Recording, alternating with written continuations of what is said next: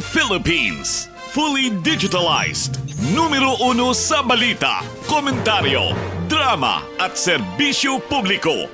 Bombo Radio Philippines. Bombo Radio Philippines. Unmatched, number one and most trusted source of news and information. Paradyo Bombo. Oras sa Bombo Radio Iloilo, Philippine Standard Time, 28 minutos na nakaligad sa takna siningala sa 11. Welcome sa pagpangalagad sa Bombo Hanay sa Udto diri sa FM Bombo Radio Iloilo, ang flagship station sa the number one most trusted source of news and information, ang Bombo Radio Philippines. Adlaw kita karon sa Huwebes, Enero 5, tuig 2026. Sa gihapon ini mo lang mga kurman Bombo Chama Blanco Hoven. Sa mga nagapauna dalagkuan karon nga mga balita, may latest man kita diri nga mga impormasyon na tuhoy karon sa kay Bagyo Basyang. Ini siya ang nagdasig pa sa aton sining mga kabombo sa ini ang nagapadulong sa may area sa Mindanao. Madamo na sa karon sa mga lugar ang ginpaydalom sa storm signal, kag sa aton man sining mga kabombo nalakip gani diri ang syudad sa Iloilo. Hibalon taman ang latest karon sa aton sining mga kabombo, ang monitoring sa Iloilo City Disaster Risk Reduction and Management Office may kaglanan sa kay Bagyo Basyang kasunod sa pagpaydalom sa syudad sa Iloilo sa storm signal number 1. Samtang may kangtanan sini ang Philippine Coast Guard Station Iloilo naglibot na para magpahibalo sa magpahibalo agod nga magprepara na batok iya sa bagyo. Sa aton sining mga kasimanwa sa sining pagsulod sa oripekto sining bagyo, nagnubo ang kapasidad sa mga ginapanugutan nga makasakay sa mga fiber boats. Paano ay han mapasiguro nga ti makalabot gid lamang sa aplastar sino kon limitahan nga kapasidad sa mga pasahero ang tagsa sinika fiber boats. Samtang Iloilo Provincial Health Office nagpanumdom nga magpabilin nga mga ligmat kag istrikto agud balikawan ang impeksyon tuga sa Nipah virus. Muni madalagwar mga balita, issues kag impormasyon may sentro karon sa aton sining pagpangalagad sa gihapon diri sa palatuntunan Bombo Hanay sa Udto. Ang tropical storm Basyang ang nagdasig karon padulong ini siya sa may Mindanao. Ginulihin na siplatan ini nga mayara karon sa 385 kilometros sa east nga sang hinatuan Surigao del Sur, kag mayara sang wind, no? Kada sigon sang iya sining hangin nga dala is 65 kilometers per hour, kag pag madlos sining naglabot 80 kilometers per hora. Nagapadulong ini sa west south westward nga may kadasigon nga 20 kilometers per hour sandig diri sa Pag-asa. Yara na karon sa napulo ka mga probinsya ang ginpaidalom sa signal number 2, no, or wind signal number 2. 10 provinces ginalakipan sang Surigao del Sur, Surigao del Norte, extreme northern Davao Oriental, Agusan del Sur, Agusan del Norte, Camiguin Island, Misamis Oriental, northern Bukidnon, northeastern Lanao del Norte, kag northeastern Misamis Occidental. Yara naman karon sa aton sining mga kabombo sa 30 ka mga area ang ginpaydalom sa storm signal number 1. Storm signal number 1 sa aton sining mga kabombo: Aklan, Capiz, Antique, Iloilo, Guimaras, Negros Occidental, Cebu, Negros Oriental, Bohol, Leyte, Southern Leyte, Dinagat Island, Siquijor, Zamboanga del Norte, Zamboanga del Sur, Bukidnon, Davao del Norte, Davao de Oro, Davao Oriental. Sa aton sining mga kabombo Cotabato, mga lugar nga gipaydalom karon sa signal number 1. Si Basyang ang mag-intensify jutay antes pa man sa initial landfall sini sa Surigao del Sur Huwebes subong iyang hapon or late Thursday basi karon man mag sirom-sirom ukon early Friday. Sa aton sini karon niya mga kauturan, magahina ini siya kag magapabilin bilang isa ka tropical storm samtang nagatabok sa northeastern na Mindanao, Siquijor kag Southern Negros mga Biyernes na sang hapon. Ang weather disturbance sa may pwede sining maging hina or maging tropical depression na lang before pa man nga makatabok sa northern Palawan sa Sabado, no, sang hapon ukon sa gabi kag ini siya ang downgrade pagid sa low pressure area once nga ini ang makapadulong na sa West Philippine Sea.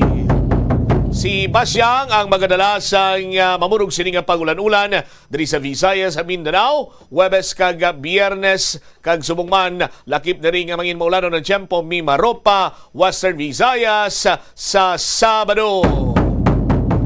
May ara sang heavy to intense rains ang gina-forecast sa northern kag eastern portion sa Mindanao, lakip na sila diri central kag western part sang Visayas.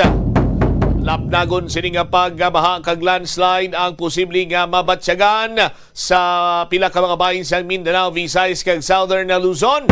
Ang publiko ang ginaabisuhan nga paday nga magmonitor sa mga update daw kag maghimo sa mga nagakaigo sini nga tikang agud nga maprotehiran ang kabuhi propiedad. Lakip na diri ang pagpatigayon sa preemptive evacuation sa aton sini karon iyang mga kabombo nga yara na tumod sa makabig naton na danger zone. Danger zone katulad na ginamang iniiya sa mga panimalay ba nga malapit sa orara sa aton sini nga shoreline.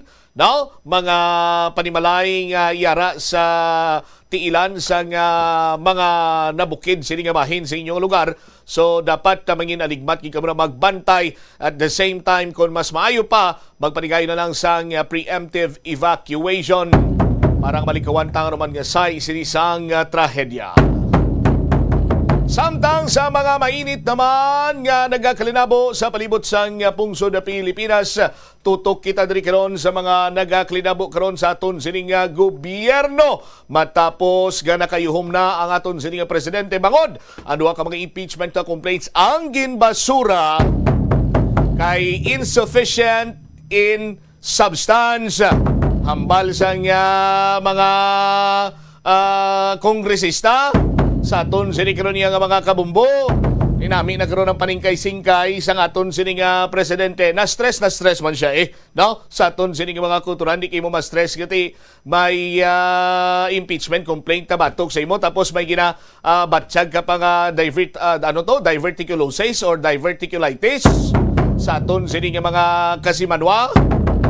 Pero may mga naghambal man nga magluwas nga may ginasufrer nga diverticulitis, no? Ang aton sini iyang presidente yara naman siya sa maayo sini nga kaimtangan pero ang isa pa gid iyang diverticulitis, no? Or gina-divert karon ang mga issue amo nang but silingon sa aton sini mga kabumbo is that plain view kita naman kay gina-expectar naman naton ngati syempre mangin wala tupa adtong impeachment complaint patok sa kay President Bongbong Marcos bangod man ngati sa nato kiba nga dansang temprano pa no sa aton sini nga mga kabumbo abogado man ato ni First Lady Lisa Araneta Marcos during the time nga ginakusar niya si Glenn Chong Dula o nakumagsala Dibla sa aton sini nga mga kuturan ti ano ayhan ang natabo iya sa kay Attorney De Jesus nga gulpiada lang ginfilean sa complaint si Presidente Bongbong Marcos ti ambal sang mga kritiko sa PBBM administration or Marcos administration.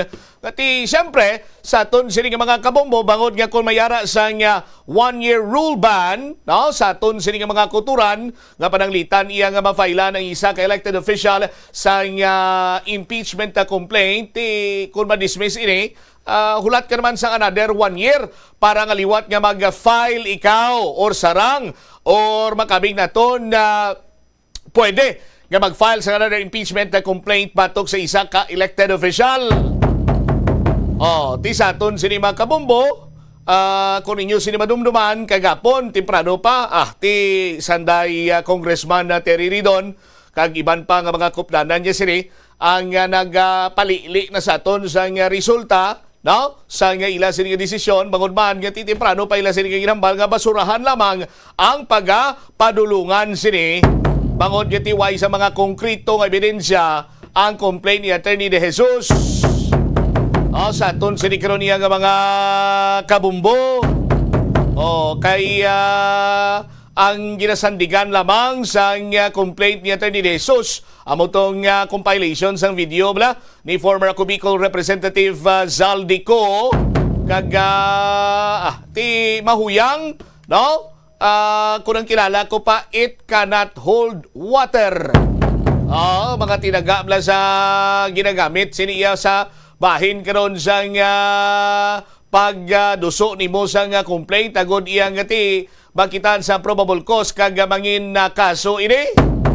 Damo man sini sa nagahambal nga ti daw kasubong nga ginhungod ang pag-file sa nasambitan sini nga mahuyang nga impeachment complaint batok sa kay President Bongbong Marcos para hindi na magsigidas para iya nga ti matawhay ang 2026 sa ngaton sini nga presidente.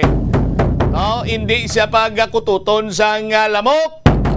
Hindi siya pagkututon sa lamok, hindi siya pagbisitahan sa mga pala, sa mga insekto. Sa aton sinikiron niya nga mga kauturan. Di sa karon sa aton sini nga mga kabumbo, ari naman may mga ginbuiltadahan naman sa aton sini nga mga kasimadyo, just like former Senate President Chis Escudero, Senator Joel Villanueva, kag si Senator Jinggoy Estrada, ang barako ng Senado, ginrekomendar karon sa nga ini sila pagkakasuhan sa kaso nga kriminal sa aton sinima kabombo may kantanan sa investigasyon sa flood control project. Ang nagrekomendar sila diri way sa liwan kuntiya mo ang Senate Blue Ribbon Committee, sa aton sini nga mga kasimanwa. May pila ka mga impormasyon nga nakalabot sa media, partikularmente sa Bayan Mania sa Bombo Radio, ining draft sa partial report nga ginapirmahan sa mga senador nga nagarekomendar nga kasuhan si former Senator Bong Revilla nga karon preso na sa bangod man sa sining pagkaulamin niya dito sa may BGC Bulacan Group of Contractors. Gintumok to siya ni former Yusek Bernardo and former DE Henry Alcantara. Sa aton sinikaron niya nga mga kabumbo, damo ganing gambal ti nga mga proyekto to yes Bong Revillas Bulacan kay taga Cavite ni. Sa aton sini nga mga kabumbo, suno pa diri sa kay Sir President Pro Tempore Panviloping Lacson na galibot ang draft report sa Pebrero 3 kag ginpirmahan sa anong mga senador nga ginalakipan na Senator sa Juan Miguel Zubiri, JV Erzito, Win Gatchalian, Rizal Taveros, Bamakino kag Kiko Pangilinan.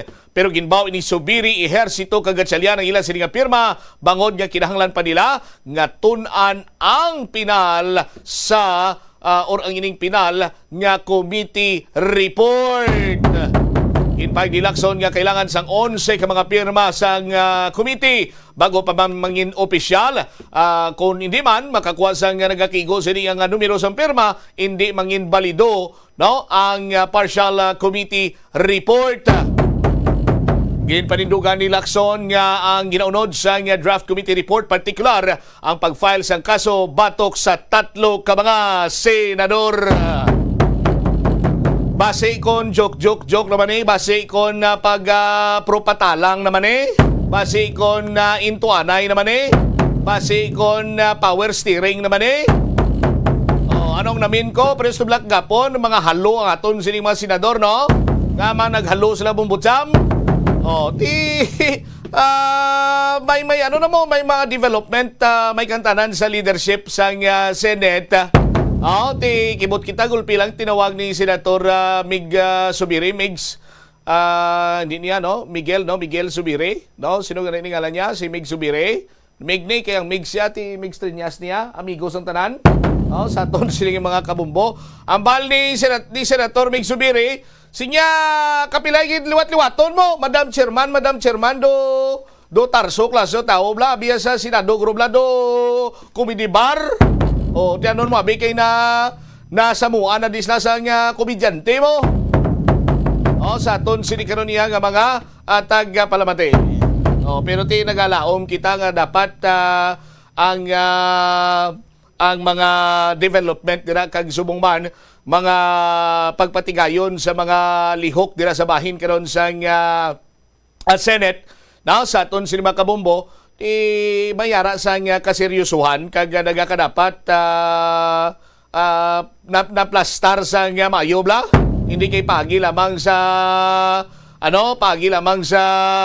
karadlawan kag subong man sa pagpangiyagota. Kay Tino may ginapaiguan nisla. Ang ginapaiguan nila tiway naman sang liwan ang minority sa aton sinigaron niya nga mga kabumbo. Speaking sa minority daw dagdag ang guya karon sang mga senador nga suporta sa kay Vice Presidenta Sara Duterte kay sa aton sinima kabumbo matapos iyang mabasura ang impeachment complaint batok sa kay Presidente Bongbong Marcos ti subong sa aton sinima kuturan ang impeachment complaint naman batok sa kay Vice President Sara Duterte ang pagatutukan karon. Sa aton sinikaron niya nga mga kuturan ti hambal sa legal team ni Vice President Sara Duterte ila sini nga igabuyagyag ang matudtod sini nga pagkatawo sang kontrobersyal nga si Mary Grace Sapiatos pananglitan nga sigidas ni or magpadayon ang paghulag kag may development padulong sa sining impeachment trial sa Senado sa aton sinima kuturan ibuyagyagi ko nila kung sino ning si Mary Grace Piatos. Sa aton sining mga kabumbo hambal rin ni Attorney Michael Poa ang tagpamaba sa defense team ni Vice Presidenta Sara Duterte nga madugay na nila ginahambal nga sabton lamang ining mga akusasyon, ining mga aligasyon sa Vice Presidente sa proper forum, katulad sang impeachment trial. Liwat naman ginpaliwanag ni POA nga hindi man lang niya basta-basta ni nga i-publicize nimo ang detalye may kantanan sa confidential fund agod nga hindi man mabutang sa langanin or hindi man mabutang sa langalang sa risgo ang mga sensitibo sining operasyon sa aton siniyang gobyerno. Naturalmente sa pangalan niya palanganan confidential fund. Di ba? Subong gani may madakpan alias tuto, may madakpan sa krimen be, alias tuto kung may alias nini kung may nang-hold up alias tibor. Sa aton sining mga kabumbo diverticulitis. Sa aton sini nga mga kasimanwa.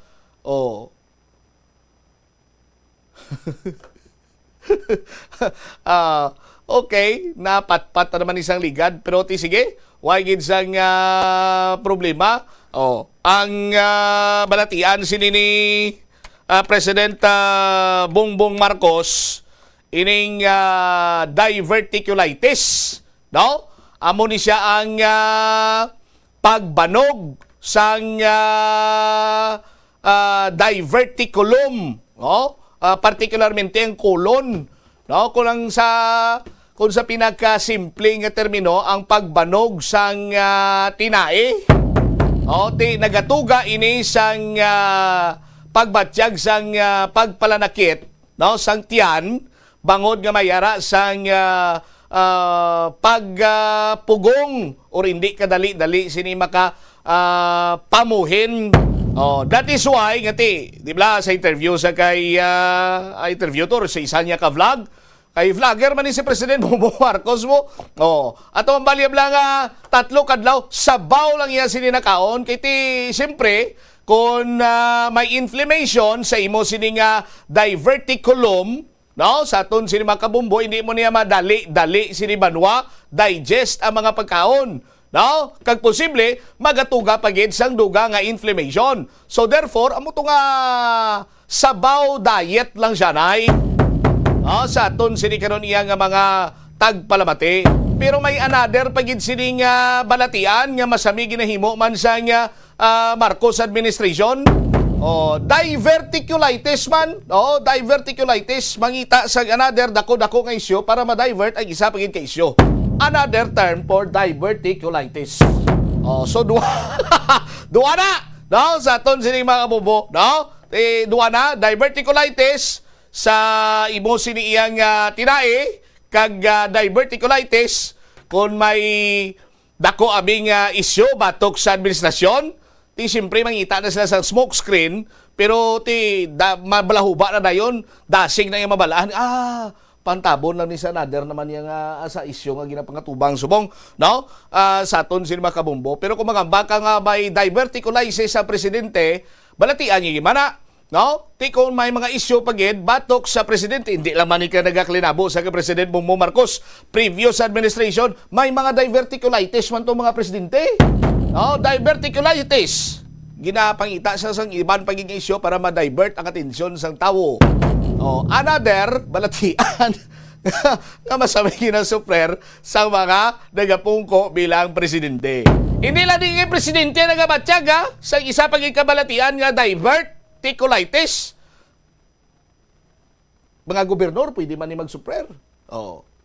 Mga mayor, mga congressman, tanan-tanan pwede ni bisan PNP sarang ni magbatsyag sang diverticulitis. Sa aton sini karon niya nga mga kabumbo. Pero balik-balikan ko to sa aton sini nga mga kasimanwa, no? Ato balang ginexplikar ni Attorney Poa sa aton sini mga kabumbo. Sige ti hingadlan gimana namon si Mary Grace Piatos kung amo nang ginagusto yung kaga ginapinangita niyo si Mary Grace Piatos kung sino na siya. Pero tandaan nyo nga sabahin sa mga confidential fund gani, confidential man yung mga tawo nga nagabaton sini sa aton sini karon iya nga mga kauturan. Hindi na iya dali sini iya nga matawag siya ni ma-divulge, no? Kay basi mabutang sa langalang ang ila sini iya nga pagkatao at the same time sensitibong operasyon sang gobyerno, no, sa aton sini nga mga kauturan. Amo na bla ginahatag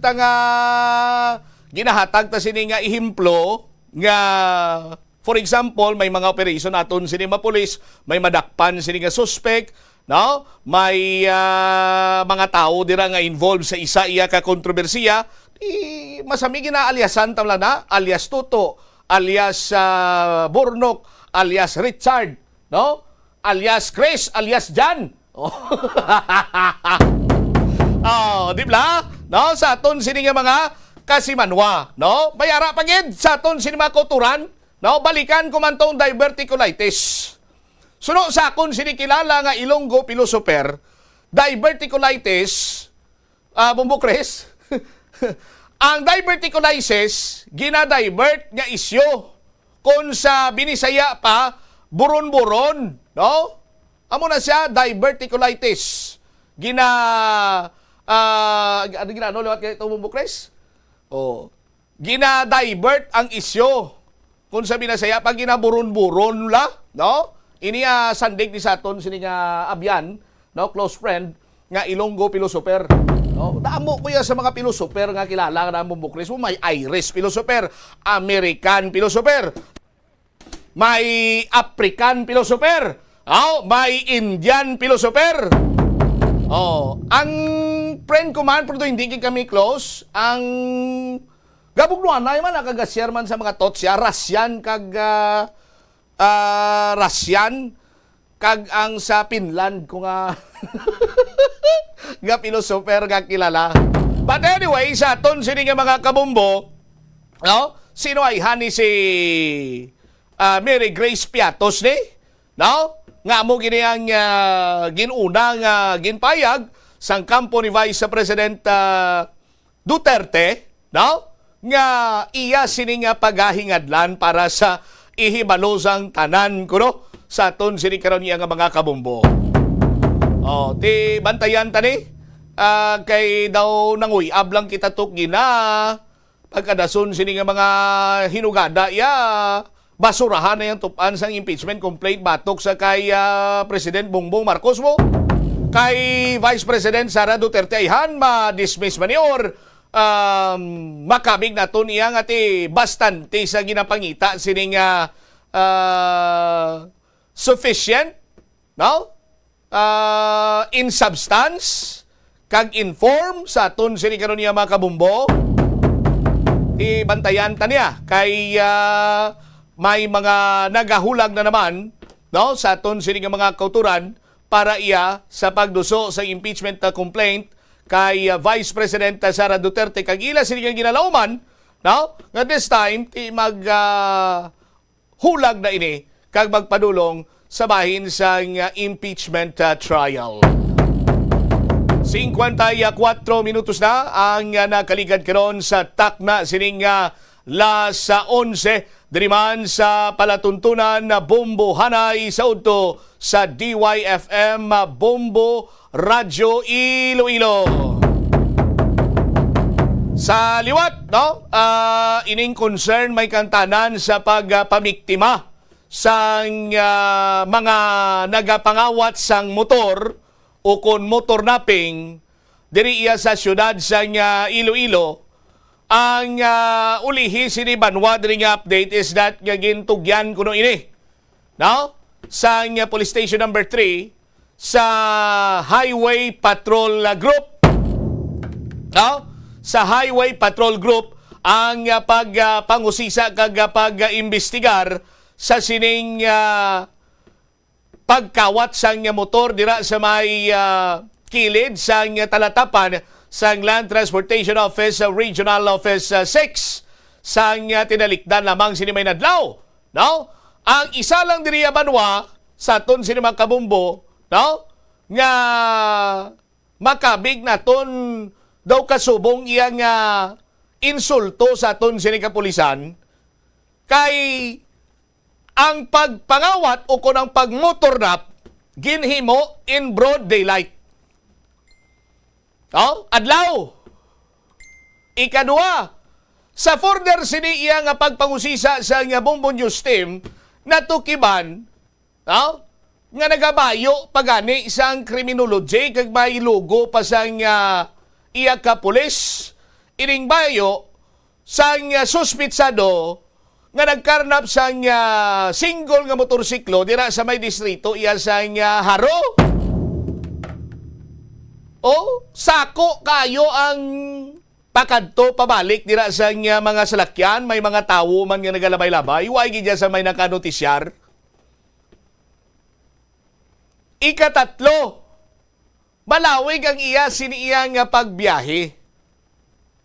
Way gid sang may nakasilat sining traffic enforcer or member sa aton siniya nga Philippine National Police nga nakadeploy, ngayon siyang wala nagasulob sang iya sini nga helmet. Paano niya masulob ang helmet sa aton sini mga kulturan? Kaya ang helmet nga ara sa motor, hindi iya makakas bangod nga nakalak ang plungkuan kag nakakawit dito sa sulod, no? Ang latch or ang panghugot bala sa nga helmet sa aton sini nga mga kabumbo. Tiway gid sang may nakasiplat sang makaduluda sini iyang sa nasambitan sining persona nga nagamaniho sang iya sini motorsiklo. May helmet siya pero ngara sa tubang yang helmet. Ngawa yung ginasuksok. Kag may policy kita nga or ara sa aton sini nga traffic rules and regulation, traffic laws and regulation sa aton sini nga mga kulturan nga no helmet, no travel policy kita dre. Ti way gid sang nga may nagsita, way gid sang may nagpara, way gid sang may nagpugong. Kung ako isa ako iya ka member sa Philippine National Police na tuon sa akon abining tuka or bisan wala pa tingwaan ko gid nga madakpan ining nasambitan karon iyang suspitsado bangod. Grabe ng pagpang-insulto ang iya nga ginhimo.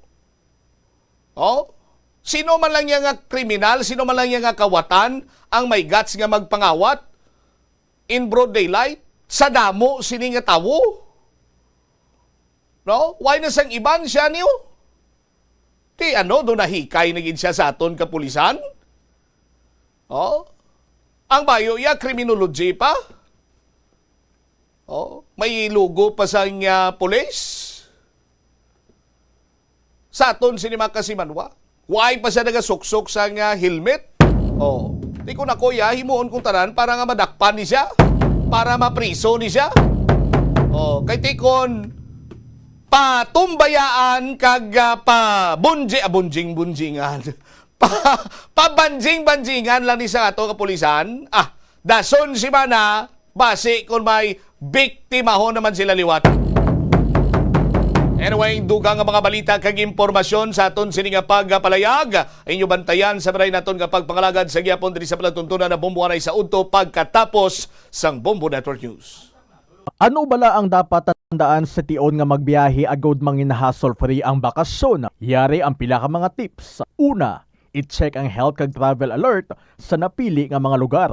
Ikaduwa, magpili isang safe nga accommodation. Mag-research ka magbasa sa mga reviews sa napili nga lugar antes mag-book. Ikatatlo, siguraduho na nga may nagagana nga mobile phone ang tanan nga mga upagod mangin mahapos ang komunikasyon sa tion nga madula o kung kinahanglan nga magbulagay sa dalan. Be prepared in case of emergencies. Siguraduho na nga may backup nga emergency plan nga may medical reimbursement sa tion nga may maospital bangod sa aksidente. Ini nga pahanumdom ang ginadulong sa sa the number one and most Ito ang Bombo Radio Philippines. Fully digitalized. Numero 1 sa balita, komentaryo, drama at serbisyo publiko. Bombo Radio Philippines. Bombo Radio Philippines. Unmatched. Number 1 and most trusted source of news and information. Sa Radyo Bombo. This is Bombo Network News Noontime Edition, broadcasting live at Bombo Radio Broadcast Center, Makati City, Philippines. Ngayon ay araw ng Huwebes, ika-5 sa buwan ng Pebrero taong 2026. Sa ulo ng ating mga balita, abangan sa ating weather update mamaya, Bagyong Basyang bumilis pa habang papalapit sa Eastern Mindanao. Ang storm surge itinaas na rin sa mga karagatan dyan sa may Visayas at Mindanao. Ang inflation naman sa Pilipinas umakyat sa 2% noong Enero nitong kasalukuyang taon. Ang January inflation mas mataas naman kumpara noong Disyembre taong 2025. Sa ibang mga updates tayo mamaya, rekomendasyong investigahan si dating Speaker Romualdez, pinanindigan ni Senator Lacson. Mga kasamahang senador, tuloy pa rin na pinakakasuhan. Itong issue naman sa pangalang Mary Grace Piatos, nilinaw ng kampo ni Vice President Sara Duterte. Ang impeachment case matagal nang inaasahan ng kanyang defense team. Abangan sa ating provincial report mamaya mga kabombo, ang Philippine Coast Guard sa may Mindanao at Visayas area nakahanda na sa inasahang pananalasa ng Bagyong Basyang. Abangan din mamaya sa ating international news si Pope Leo XIV nanawagan sa Russia at United States na palawigin ang New START nuclear treaty. At sa sports, balita mamaya ang 2025 NBA MVP na si Shai Gilgeous-Alexander hindi makakapaglaro sa 2026 All-Star Game. At live nationwide via satellite. Dumako tayo sa detalye ng ating mga balita. Bombo Weather Update. Sa ating weather report, lalo pang bumilis ang Bagyong Basyang habang papalapit sa Eastern Mindanao. Natukoy ang lokasyon ng bagyo sa layong 900 o 295 kilometers. Silangan ng Hinatuan dyan sa may Surigao del Sur. Taglay na nito ang lakas ng hangin na abot ng hanggang sa 65 km per hour at ang pagbugsoy aabot ng hanggang sa 80 o 80 km kada oras. Kumikilos ang bagyo pakanluran sa bilis na 25 km kada oras. Sa kasalukuyan mga kabombo, nakataas na po ang Tropical Cyclone Wind Signal number 2 sa mga lugar dyan sa may Visayas at Mindanao. Sa Visayas, kinabibilangan po ito ng Siquijor, ang southeastern portion ng Negros Oriental, ang southern portion ng Cebu at ang southern portion ng probinsya ng Bohol. Sa Mindanao naman, nakataas ito sa Surigao del Norte, kabilang ho dito ang Siargao at Bucas Islands, maging ang Grande Islands at maging ang Surigao del Sur. Ang extreme northern portion ng Davao Oriental, ang Agusan del Norte, ang probinsya ng Agusan del Sur, Misamis Oriental, northern portion ng Bukidnon, northeastern portion ng Lanao del Norte at northeastern portion ng Misamis Occidental, kabilang din po dito ang probinsya ng Camiguin. Nakataas naman ang tropical cyclone wind signal number 1 sa ilang lugar sa Luzon, Visayas at Mindanao. Sa Luzon area, ito ay kinabibilangan ng Cagayancillo at Cuyo Islands. Sa Visayas naman, ito ay kinabibilangan ng southern portion ng Eastern Samar, southern portion ng Samar, Biliran, Leyte, Southern Leyte, ang nalalabing bahagi ng Bohol, nalalabing bahagi ng Cebu, nalalabing bahagi ng Negros Oriental, Negros Occidental, Guimaras, Iloilo, Capiz, Aklan, at maging ang probinsya ng Antique.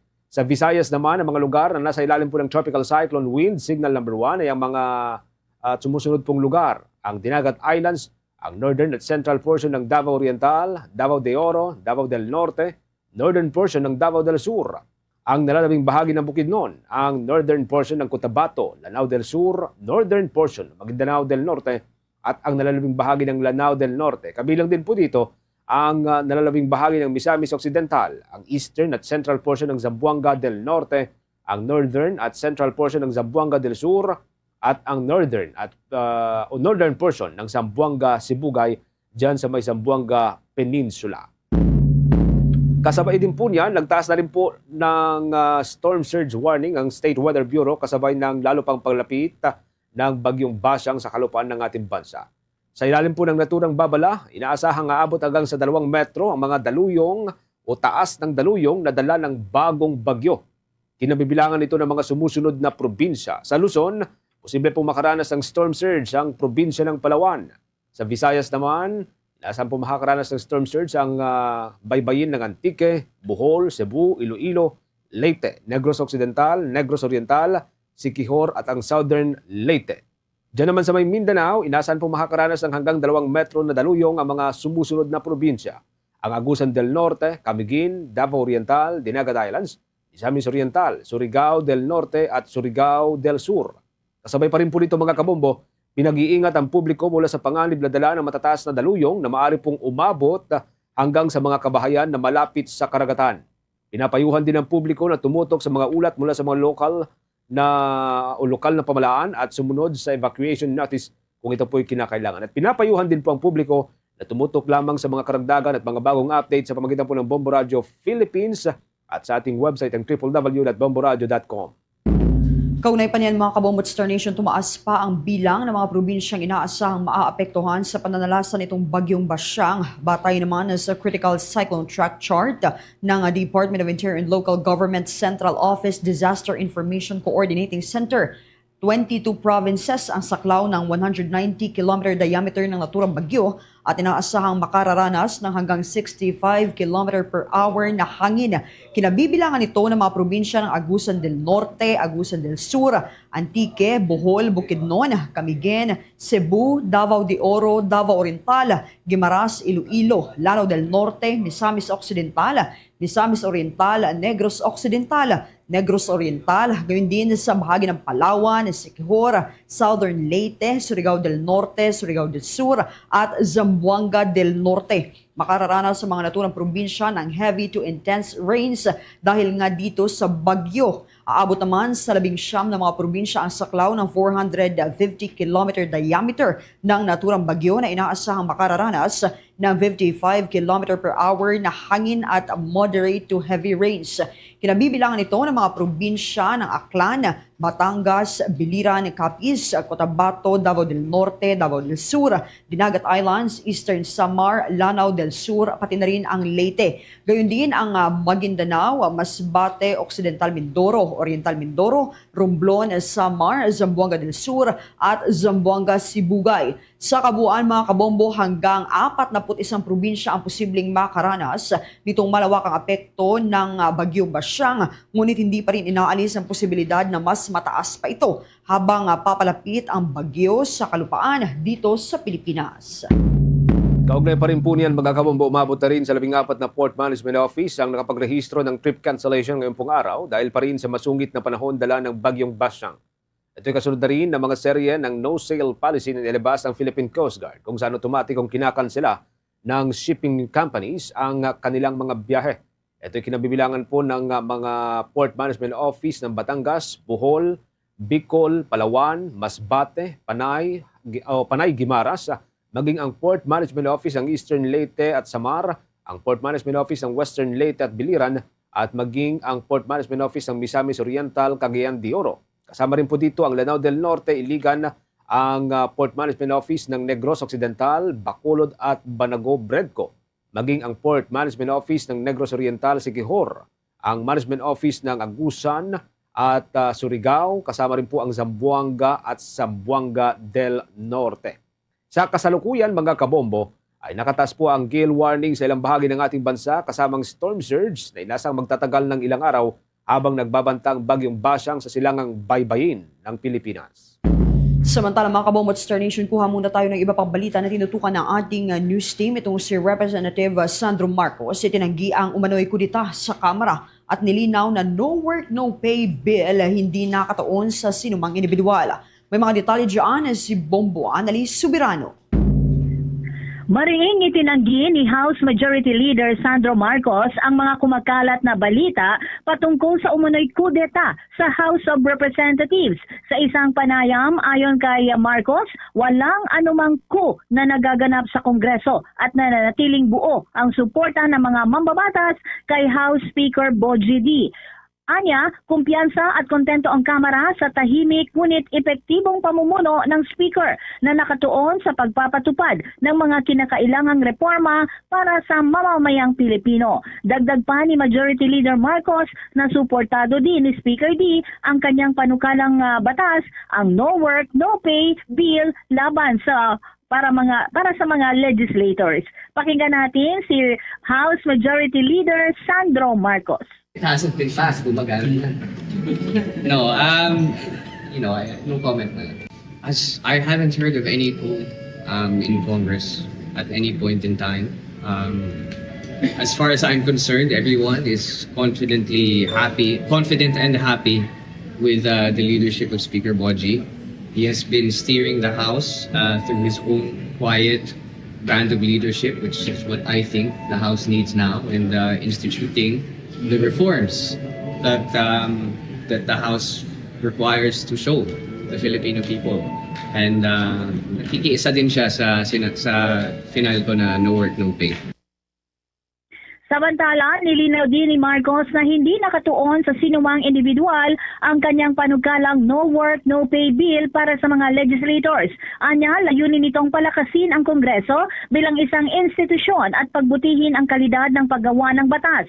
Ayon kay Marcos, matagal ng issue ang absenteeism at kakulangan ng partisipasyon ng ilang mambabatas sa mga pagdinig at sesyon na nakakaapekto sa proseso ng lehislasyon. Binigyang diin niya na mas nagiging dekalidad ang mga batas kung aktibong nakikilahok ang mga mambabatas sa mga debate. Nilinaw rin ni Marcos na hindi pa naipapasa at hindi pa ipinapatupad ang panukala. Siya ang principal author ng House Bill number 7432 na naglalayong iugnay ang sahod at benepisyo ng mga mambabatas sa kanilang aktual na pagdalo at partisipasyon sa mga opisyal na tungkulin. Muli si House Majority Leader Sandro Marcos.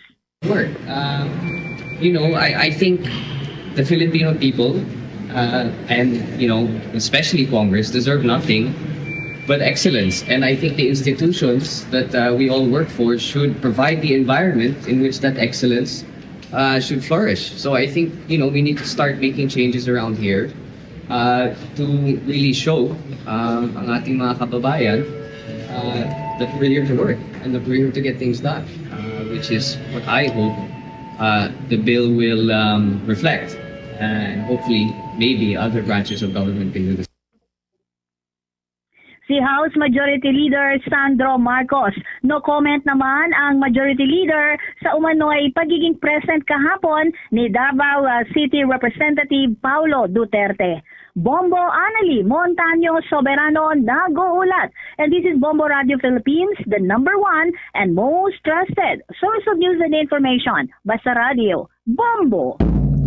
13 minuto makalipas ang alas 12 ng katanghalian. Sa ibang mga balita ho tayo, tumaas ng 2% ang inflation rate sa Pilipinas noong Enero ng taong kasalukuyan. Bate po ito sa datos ng Philippine Statistics Authority. Mas mataas kumpara sa 1.8% noong Disyembre ng nakalipas na taon. Natili pa rin itong nasa loob ng 2 hanggang sa 4% na target range ng pamalaan at pasok sa forecast ng Bangko Sentral ng Pilipinas na 1.4% hanggang 2.2%. Ayon sa mga ekonomista, ang pagbilis ng inflation ay dulot ho ng base effects mula sa mababang inflation noong 2025. Kabilang sa mga salik ng pagtaas ang mas mataas na presyo ng bigas, isda, ang produktong petrolyo, kuryente at ang bayarin sa renta. May epekto rin ang taunang pagtaas ng excise tax sa alak at sigarilyo, gayon din ang pagtaas ng water at toll rates. Noong 2025, bumaba ho ang average inflation sa 1.7%, pinakamababa na sa loob ng 9 na taon.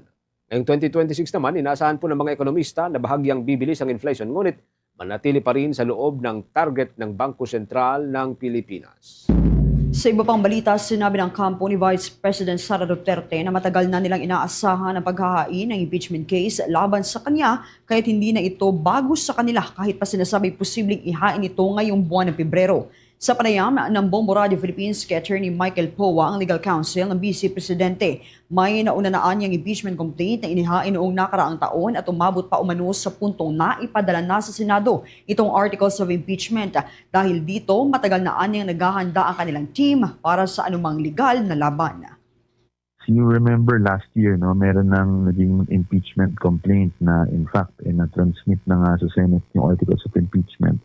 So, matagal na tayong naghahanda para dito. Kahit na meron tayong inihain na petisyon sa Supreme Court, ay nagtuloy-tuloy pa rin naman ang paghahanda natin. At hindi nagbago yun dahil nga, sabi ko nga sa inyo, matagal na natin na-anticipate na kung manalo man tayo dun sa Supreme Court, ay sigurado namang magkakaroon pa ng another round of impeachment complaints laban sa Vice Presidente. Kaya masasabi naman natin na hindi tayo tumigil, no, makipag-meet bilang para sa defense team sa ating mga kasamang abogado at tuloy-tuloy lang po yung preparasyon natin. Kaya hindi naman po naputol yun.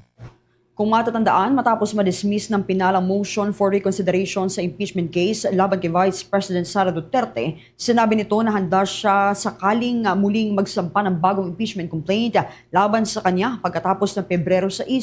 Ayon kay Vice President Duterte, matagal na naghahanda ang kanyang legal team noong pang 2023 nung inanunsyo ng isa sa mga miyembro ng House of Representatives na magpa-file sila ng kaso laban sa kanya. Yes. Yung mga lawyers, they've been preparing, or they were hired as early as fourth quarter of 2023, the moment that one of the members of the House of Representatives announced that they will file a case against me. At nakumpirma ko yun sa loob ng opisina noon ng speaker noon. Kaya meron na kaagad mga abogado noong panahon na yon. At hanggang ngayon, tutuloy-tuloy pa naman yung mga abogado and legal team. And nung nakaraang taon, bago mag-Christmas break, ay napag-usapan din namin yung paghahanda sa impeachment. Hindi lang ngayong taon na ito, dahil sigurado kapag hindi sila nakapag-file ngayong taon, susunod na taon at hanggang matapos ang aking termino ay ganun ang gagawin nila. Makapal sila ng kaso, impeachment. Bahagi ng pahayag ni Vice President Sara Duterte. Sa kabila nito, mga kabombo Star Nation na nanatilian niyang alerto at nakahanda ang kanyang legal team sa posibleng mga bagong aksyon mula sa kanyang mga kritiko. Kaugnay pa rin po niya nilinaw naman ng kampo ni Vice President Sara Duterte na handa silang harapin ang lahat ng alegasyon laban sa pangalawang Pangulo, kabilang na rito ang issue kaugnay sa manoy misuse, hindi pumaayos na paggamit ng confidential funds sakali pong ipatawag sa Kamara. Sa panayam ng Bombo Radio Philippines kay Attorney Michael Powa, matagal na anyang sinasabi ng kanilang panig na bukas silang sagutin ang lahat ng paratang na ibinabato laban sa pangalawang Pangulo, kabilang na ang mga nakasaad sa iba't ibang impeachment complaints. Ngayon pa man, iginiit niyang tila na sensationalize ang ilang ulat na particular na yung mga headline nagmumungkahing ilabas o ihaharap umano ng depensa ang isang taong tinutukoy bilang Mary Grace Piatos. Po na sinabi natin na handa nating harapin lahat ng aligasyon. Kasama na dyan yung mga haka-haka tungkol sa fund misuse, no, pagdating sa confidential funds. Pero mukhang kung babasahin niyo yung mga articles na lumabas, mukhang na-sensationalize yung headlines, no? Sinasabi nila na lalabas tayo ng tao na si Mary Grace Piatos, etc. na wala namang koneksyon doon sa sinabi natin, doon sa kino-quote sa atin sa article. Makikita naman natin na wala tayong nasabing ganun. So hindi ko po alam kung ano yung motibo sa likod ng mga yan. I think, well, I'd like to think, and give the benefit of the doubt na nangyayari yan. At ayoko namang anuhin ang ating mga kasamahan sa media. Pero ang nasabi lang po natin ay talagang handang sagutin ang mga paratang, no, laban sa kanya, kasama confidential fund, kasama na rin kung yung iba-iba pang mga aligasyon na nasa complaints. Para lang po malinawan ng ating kababayan at wag malinlang sa mga umiikot na parang tila by clickbait na headlines. Ano. Samantala, nanawagan din si Atty. Poa na maging maingat sa pag-uulat at iwasang mag-attribute sa mga posisyon o pahayag na hindi naman nagmula sa kanila upang mapanatili raw ang patas at makatarungang pampublikong diskurso, hindi pa rin po sa naturang usapin. Mga kabombo, update po tayo dahil pinanindigan po ni Senator Lacson yung kanyang rekomendasyon na magkaroon ng fact-finding laban kay dating House Speaker Ferdinand Martin Romualdez. At kasama rin po dito yung pagpapakaso o paghahain ng kaso laban sa kanyang mga kasamahang senador. May live report si Bombo Eman Bombase. Nanindigan si Senator Pampilo Ping Lacson sa inilabas na draft partial report ng Senate Blue Ribbon Committee na nagre-rekomenda ng karagdagang fact-finding inquiry laban kay dating House Speaker Representative Martin Romualdez. Ito ang naging pahayag ni Senator Pampilo Lacson matapos matanong sa isang interview sa Senado. Sa gitna ng pag-usbong ng kontrobersiya, kahapon ipinaliwanag ni Lacson na bagamat madalas madawit ang pangalan ni Romualdez sa flood control anomaly, kasalukuyan itong nasa ilalim ng ibang kategorya dahil sa kakulangan ng corroborative evidence kumpara sa iba pang mga mambabatas. Ating pakinggan ang tinig ni Senator Pampilo Lacson, chairman ng Senate Blue Ribbon Committee. Recommendation kay former Speaker Romualdez. Pero hindi siya kasama doon because kinag-authorize namin based on corroborative evidence. Kasi all others, yung nasa first category, not only the legislators, pati DPWH officials, marami yun, may COA, lahat. Ayon kay Lacson, ang mga naturang opisyal ay may corroborative evidence mula sa mga testigo gaya ng mga DPWH officials at ang naging revelasyon ni dismiss Bulacan Engineer Henry Alcantara. Bahagi ng investigasyon ng ulat na bumili umano si Romualdez ng isang mamahaling house and lot sa Tamarind Road, South Forbes Park, Makati City gamit ang mag-asawang kontratista na sina Sara at Curly Discaya bilang front. Git ng mga testigo, ang nasabing property ay ginagamit umanong drop-off point at imbaka ng kickbacks mula sa mga flood control projects. Maring itinanggi naman ni Romualdez ang aligasyon na ito at sinabi hindi niya kilala ang mga Diskaya. Kung maalala, tahasang inirekomenda naman sa leak draft report ang pagsasampa ng mga kasong kriminal kabilang ang plunder at malversation laban sa 3 aktibong senador at iba pang opisyal katulad nila Senator Jinggoy Estrada, Senator Joel Villanueva, Senator Francis Chis Escudero, former Senator Ramon Bong Revilla at former Representative Saldico, maging si former Representative Mitch Kajayon Uya. At ipampakinggan ang bahagi ng pahayag ni Senator Lacson. Pero sa legislators, kinategorize namin sila into different levels. Yung pinakahuling level, ito yung na may iso ng pangalan pero walang validation at saka walang corroboration. So how will we treat them? Because their names were mentioned, will be mentioned in the commission report. Pero ang recommendation is further fact-finding inquiry. Sa ngayon, nangangailangan ng 456 na pahinang ulat ng hindi bababa sa 11 o 11 na mga signatures upang maging opisyal na committee report. Sa huling tala, 4 pa lamang ang nakapirma, sina Lacson, Senator Risa Ontiveros, Senator Bam Aquino at Senator Kiko Pangilinan. Binawi naman ni Senator Mig Zubiri, Senator J.B. Ejercito at Senator Wing Gatchalian ang kanilang mga pirma dahil sa usapin ng due process. Para sa Bombo Network, ito si Bombo Eman. Bombo Eman? Yes, Bombo Genesis. Oo. kahapon parang natanong si Senator Villanueva nung kanyang reaction dahil isa siya sa mga pinapakasuhan doon sa draft report. Medyo parang umaangal yata siya. Sabi niya, kaninong report yung isang tao lang ba o isang komite, sabi niya. So parang pinapatungkulan niya si Senator Ping Lacson being the chairman ng komite. May reaction na ba dito si Senator Ping Lacson so far? Hanggang ngayon, Bombo Genesis mula dito sa Senado, wala pa rin naman na uungkat o kumbaga na bibigay na statement ang nasabing senador matapos nga itong naitanong o kumbaga pahabol na tanong mula sa pintuan papasok sa session hall na kung saan natanong si Senator Villanueva doon sa nasabing report so hintayin natin Bombo Genesis na magpalabas o makakuha rin tayo ng info mula mismo sa opisina ng senador o dito sa Senate Blue Ribbon Committee, particularly Bombo Genesis. Wala namang tension so far sa ngayon. Until now, Bombo Genesis mula na mag-adjourn kahapon ang session kung saan until Monday Bombo Genesis ang balik na sa plenaryo until now wala naman tayong nararamdaman o baka mamaya Bombo Genesis kung kukuha pa tayo ng mga information mula dito sa Senado baka makapag-interview tayo mula sa mga nasabing individual Bombo Genesis. O baka ayaw lang iparamdam yung tension Sige, maraming salamat. Ingat ka dyan, Bombo Eman.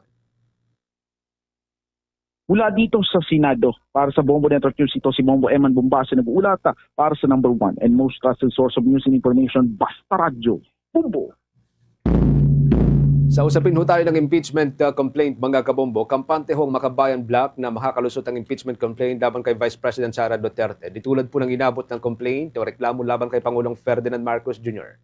Ayon kay Active Church Party List Representative Antonio Tinio, matagal na pong napatunayan at natukoy ang impeachment grounds laban sa pangalawang Pangulo mula pa noong ito'y inihain noong 2023. Hawak anya ng grupo ang 2024. Hawak daw ng grupo ang maraming ebidensya para patunayan ang pagkakasala ng pangalawang Pangulo kapwa sa House Justice Committee at sa Senado bilang impeachment court. Ininom naman ng mambabatas na nagawa ng Makabayan Black na likumin ang lahat ng ebidensya para patunayan ang alegasyon laban kay Pangulong Ferdinand Marcos Jr. na nakapaloob sa inihaing reklamo. Ayon kay Tinio, nakakapagtaka lamang kung bakit tuluyang ibinasura ng Justice Committee ang kanilang reklamo gayong kumpleto ang ebidensya para umusad sana ang complaint sa plenaryo. Gayunpaman, tiniyak ng Makabayan lawmaker na hindi ito mangyayari sa reklamo laban kay Vice President Sara Duterte, lalo kung ibabatay sa bilang ng mga mambabatas na sumuporta rito sa nakalipas na taon. Sa kasalukuyan po inaharap si Vice President Sara sa dalawang magkahiwalay na impeachment complaint na inihain nitong Lunes. Ang una po ay inihain ng Makabayan Black at sinundan nito ng isa pang complaint na inihain naman ng Civic Group. Sa kaugnay pa rin pong development, may hinala rin ng Makabayan Black na dati na pong may predetermined result sa impeachment complaint na inihain laban kay Pangulong Marcos. Ito'y bago pa man ibinasura ng House Justice Committee ang dalawang magkahiwalay na reklamo dahil daw sa insufficiency in substance. 2 araw ho yan matapos makitaan ng sufficient form ang mga ito. Ayon pa rin kay Representative Tinio, noong inanunsyo na ng komite na magkakaroon ng 3 araw na serye ng pagdinig para sa dalawang reklamo, nagsimula ng maghinala o magduda ang mga miyembro ng grupo ukol sa intention ng naturang panel. Hindi anya maiwasan na manghinala ng Makabayan Black na mayroon lang dating nakatakdang timetable para tuluyang tapusin ang reklamo kasunod yan na naturang anunsyo. Sa huli, napatunayan anya ang hinala ng grupo matapos tuluyang patayin ang dalawang impeachment complaint sa 3 araw. Bagaman nabigyan ng pagkakataon ng mga kinatawan ng Makabayan Black na magpaliwanag sa bawat punto ng reklamo, naniniwala si Representative Tinio na hindi na rin po ito pinakinggan at binigyan ng katwiran ng kanyang mga kapwa mambabatas. Nanindigan ang mambabatas na ang kanilang inihaing reklamo laban kay Pangulong Marcos ay may sapat na basehan, nakabatay sa katotohanan at kayang patunayan sa impeachment court, bagay na hindi na anya mangyayari matapos itong patayin sa committee level. Samantala, tinanggihan naman ng House Committee on Justice ang dalawang impeachment complaints laban kay President Ferdinand Bongbong Marcos Jr. dahil sa mahining ebidensya at kawalan ng nexus o kaugnayan ng mga aligasyon sa grounds ng impeachment. Ayon yan kay House Committee Chair in Batangas Representative Jervil Luistro. Ayon kay Luistro, base sa 3 araw na deliberasyon, hindi sapat na ang isang opisyal ay nagkasala lamang. Kailangan din anyang maipakita ang causal connection o ugnayan ng mga aligadong facts sa impeachable grounds. Binanggit din niya na karamihan sa mga ebidensya gaya ng mga balita, mga clipping at video ni former Ako Bicol Party List Representative Elizalde Co ay hindi authenticated at hindi nakabase sa personal na kaalaman ng opisyal.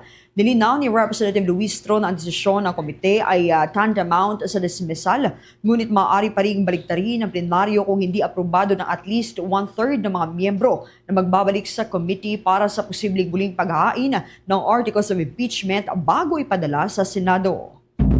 Kaugnay pa niyan mga kabombo Star Nation, nanindigan si House Committee on Justice Chairperson ni Batangas 2nd District Representative Jeremy Luistro na moro-moro ang ginawang pagtalakay sa dalawang magkahiwalay na impeachment complaint laban kay Pangulong Ferdinand Marcos Jr. Ayon sa mababatas na tunghayan ng publiko kung gaano nagpakahirap ang mga miyembro ng komite upang intindihin, pag-aralan at pagdebatihan ang dalawang reklamo sa loob lamang ng ilang araw. Sa katotohanan, anya karamihan sa kanila ay kailangan pang umupo sa panel na mahigit 5 oras nang hindi umaalis sa committee meeting. Itinanggi rin ng mababatas na ang ginawang pagdinig ay isang ploy para linisin ang pangalan ng Pangulo. Naniniwala ang mababatas na bumoto ang mga miyembro ng komite batay sa kanilang konsensya, katotohanan at interes ng mamamayang Pilipino. Kahapon nga, ika-4 ng Pebrero ay binasura ng panel ang dalawang maghihiwalay na complaint laban kay Pangulong Marcos matapos karamihan sa mga miyembro ng komite ay bumotong walang sapat na substance ang mga reklamo. Sa ngayon, gumugulong na ang 1-year ban o 1 taon na hindi maaring sampahan ng reklamo ang Pangulo. Dako tayo dyan sa may Department of Justice, mga kabombo. Update po tayo sa ibang mga balita. Matibay daw ho yung kasong isinampa ng Justice Department laban kay Atong Ang. Hinggil yan sa pagkawala ng mga sabungero. Yan at iba pang mga report sa pag-uulat ni Bombo Gran Hilario. Nanindigan ng Department of Justice na matibay ang isinampa mga kaso laban sa puganting si Charlie Atong Ang kaugnay sa pagkawala ng mga sabungero. Ayon kay Justice Secretary Frederick A. Vida, iwalaan niya siya sa impormasyon o ebidensyang kalakip ng inihayang mga kaso laban sa naturang negosyante. Kit kasi nakalihim na ang mga isinampas na korte ay nakabase sa matibay o solid na ebidensyang makapagpapatunay sa mga aligasyon. Naniniwalang kalihim na sa kanilang inihayang mga kaso laban sa mga akusado ay tiyak na may hatid ang katarungan para sa mamamayan na matagal nang iniintay. Habang ibinahagi naman niya na ang pagsusumite ng kabilang kampo ng motion ay bahagi ng kanilang hakbang para maremedyohan ang kaso.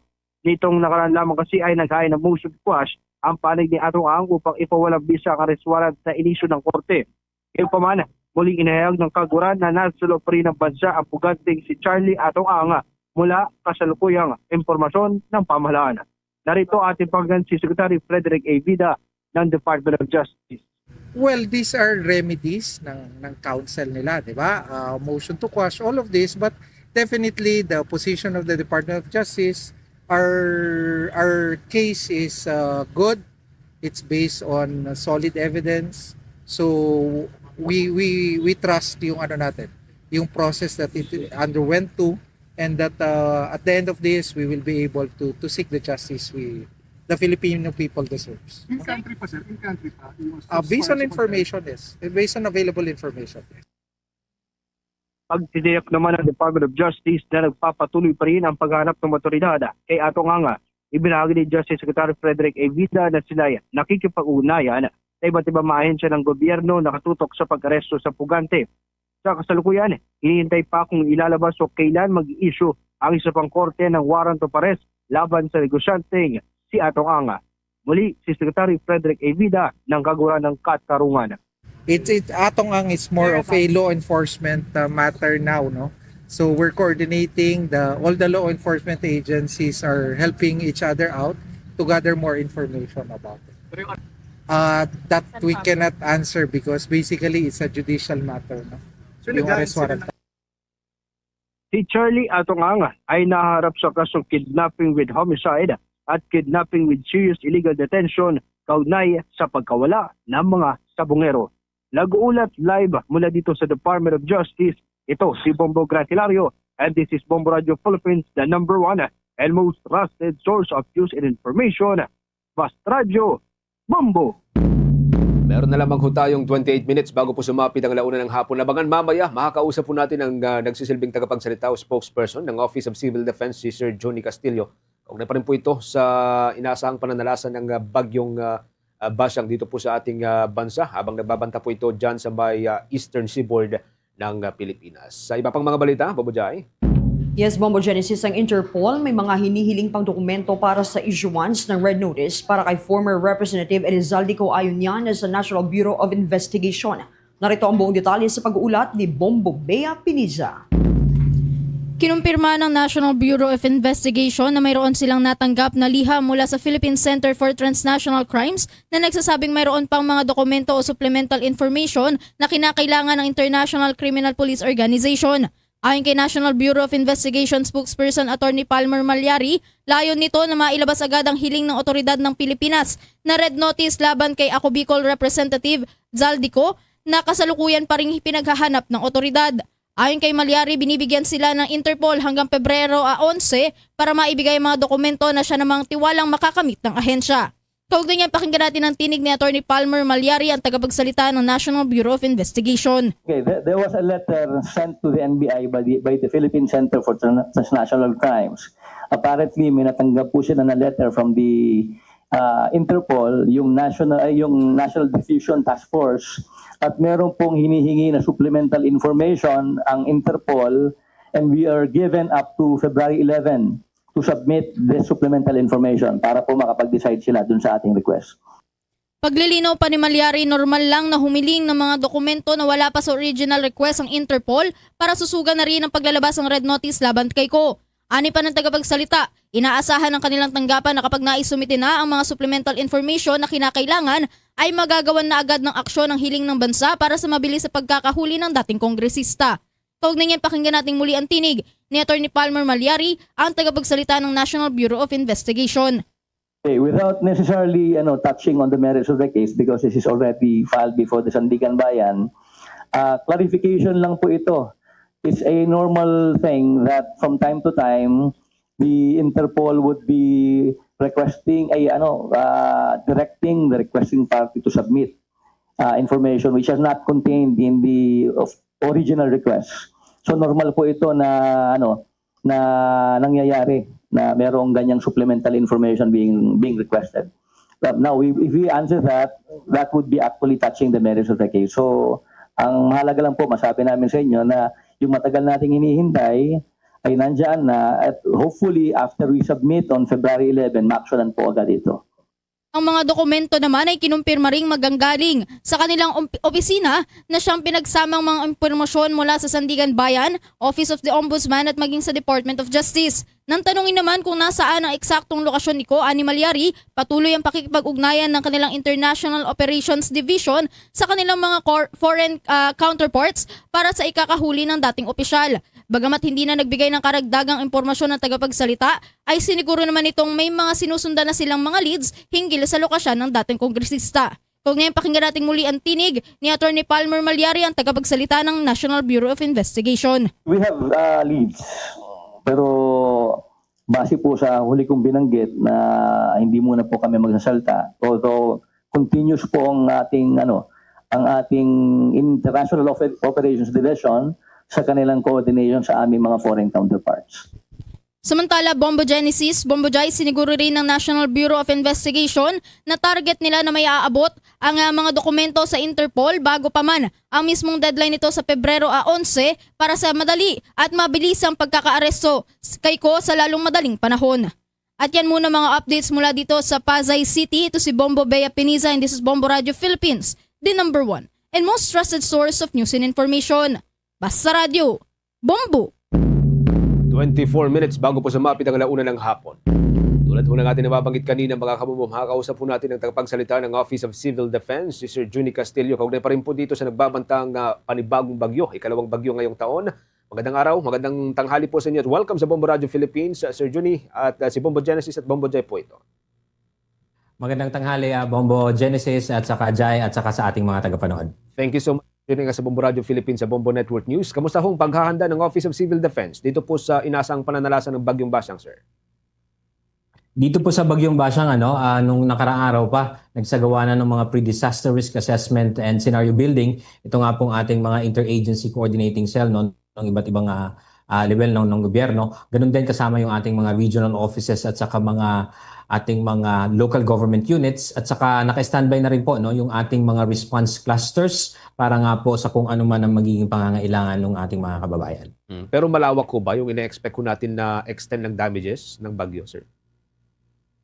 Siyempre sa ganitong pagpaplano natin, Genesis, bagyo man ito or tropical depression, ang tinitingnan pa rin natin, hindi yung lawak ng danyo siyempre, kundi yung paghahanda talaga na dapat natin kailangan gawin. Unang-una siyempre, tinitingnan natin dito, hindi lang yung hangin, kasi merong mga dalang pag-ulan itong bagyo na ito, yung Bagyong Basyang. Kaya ang pinaabangan natin siyempre, merong mga lugar na mga rain-induced landslide and flooding-prone areas. Kaya ito yung pinapalabas ng mga datos. Ang Pag-asa, ang DNRMGB, ang koordinasyon natin sa mga lokal na pamahalaan through the DILG at saka sa mga regional offices natin. Kasi meron nga pong binabantayan ng mga barangays mga komunidad na maaring o nakaharap sa banta ng mga pagbaha at saka malalakas na pag-ulan. And then kasama dyan syempre, ang tinitingnan pa ay yung kung kasabay ba yung high tide dun sa mga lugar na ito. Kaya meron pong mga barangays na kumbaga inaabisuhan ng mga lokal na pamahalaan sa paghahanda, sa paglikas at sa kung ano pa mga iba pong dapat gawin. Lalo even before yung bagyo, sir, parang may mga binabahan na huyata somewhere dyan sa may part ng Mindanao and Visayas area, no? Opo, nitong dahil nga po sa shearline at saka iba pang mga weather disturbance, meron na tayong mga areas na binahan, kaya mas iba yung paghahanda at pag-iingat para doon sa mga lugar na iyon, kaya yun din naman ang pinagplanuhan ng mga response clusters, response agencies at ng mga lokal na pamahalaan. So sa ating pong mga kababayan, yun yung sinasabi natin na kapag ka nandun kayo sa mga areas na ito, mahalaga po talaga na makinig sa abiso ng mga lokal na otoridad. Okay. Bumujay with your questions kay Sir Johnny. Okay, sir, sa monitoring po natin, may mga naitala na po ba tayong displaced residents, mga nawawala at iba pa, lalo na sa mga areas na mayroong mga baha at landslide? Sa ngayon po, wala pa tayong mga naiulat na gano'n. Sana naman po wala na. Kaya inaabisuhan po talaga lahat na iba yung pag-iingat at paghahanda ang kailangan nating gawin. So wala pa po tayong na tatanggap na mga ulat tungkol sa mga ganyan po at sana nga po wala po. Kumusta naman po, sir, yung mga pagsasagawa ninyo ng mga preemptive evacuations? Yung mga preemptive evacuations naman po, base dun sa listahan ng mga barangay na mga, kumbaga, ay sila po yung mga prone, kung ito man ay pagbaha or landslide or yung mga storm surge. Kaya meron pong mga isinasagawang mga preemptive evacuations. Sa ngayon po, we are still gathering those data.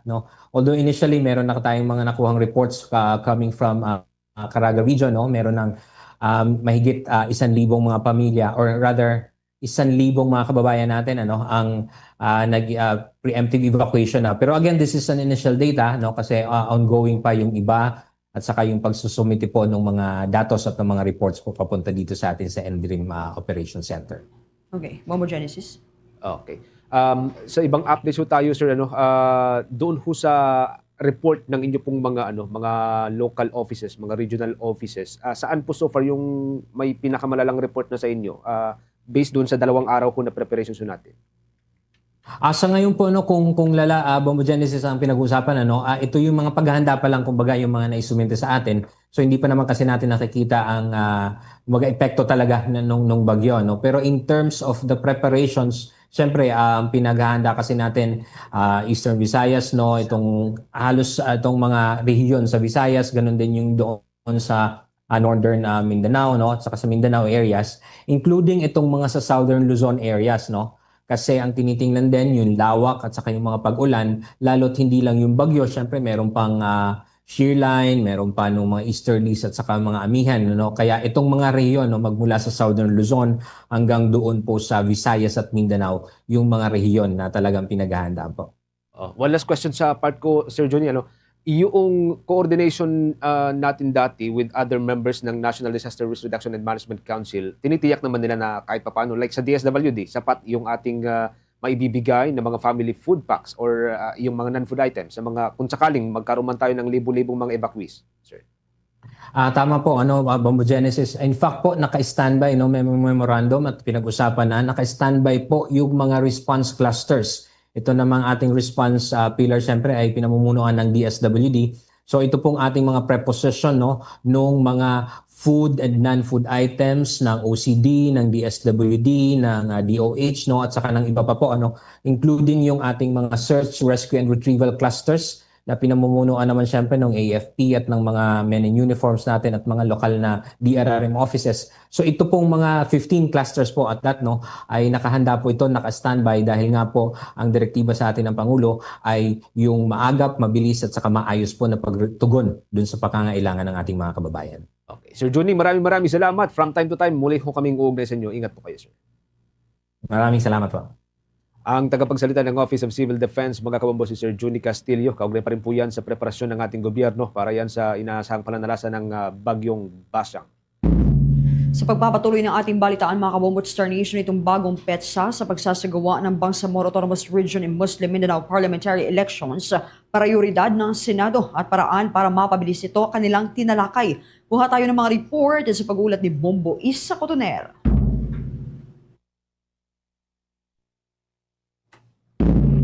Balikan po natin mamayang linya ni Bombo Isa, mga kabombo. Mula pa rin po dyan sa may Senado ng Pilipinas. Mamaya balikan po natin ang kanyang mga updates. Kaugnay pa rin po ito dun sa nalalapit na Bangsamoro elections dyan sa may bahagi ng Mindanao area. Samantala sa ibang mga updates tayo, nanindigan naman si dating Senator Francis Tolentino na may malinaw na coordinate sa West Philippine Sea. Sali po yan sa itinatakda ng Republic Act number 12064. Ito ho yung Philippine Maritime Zones Act.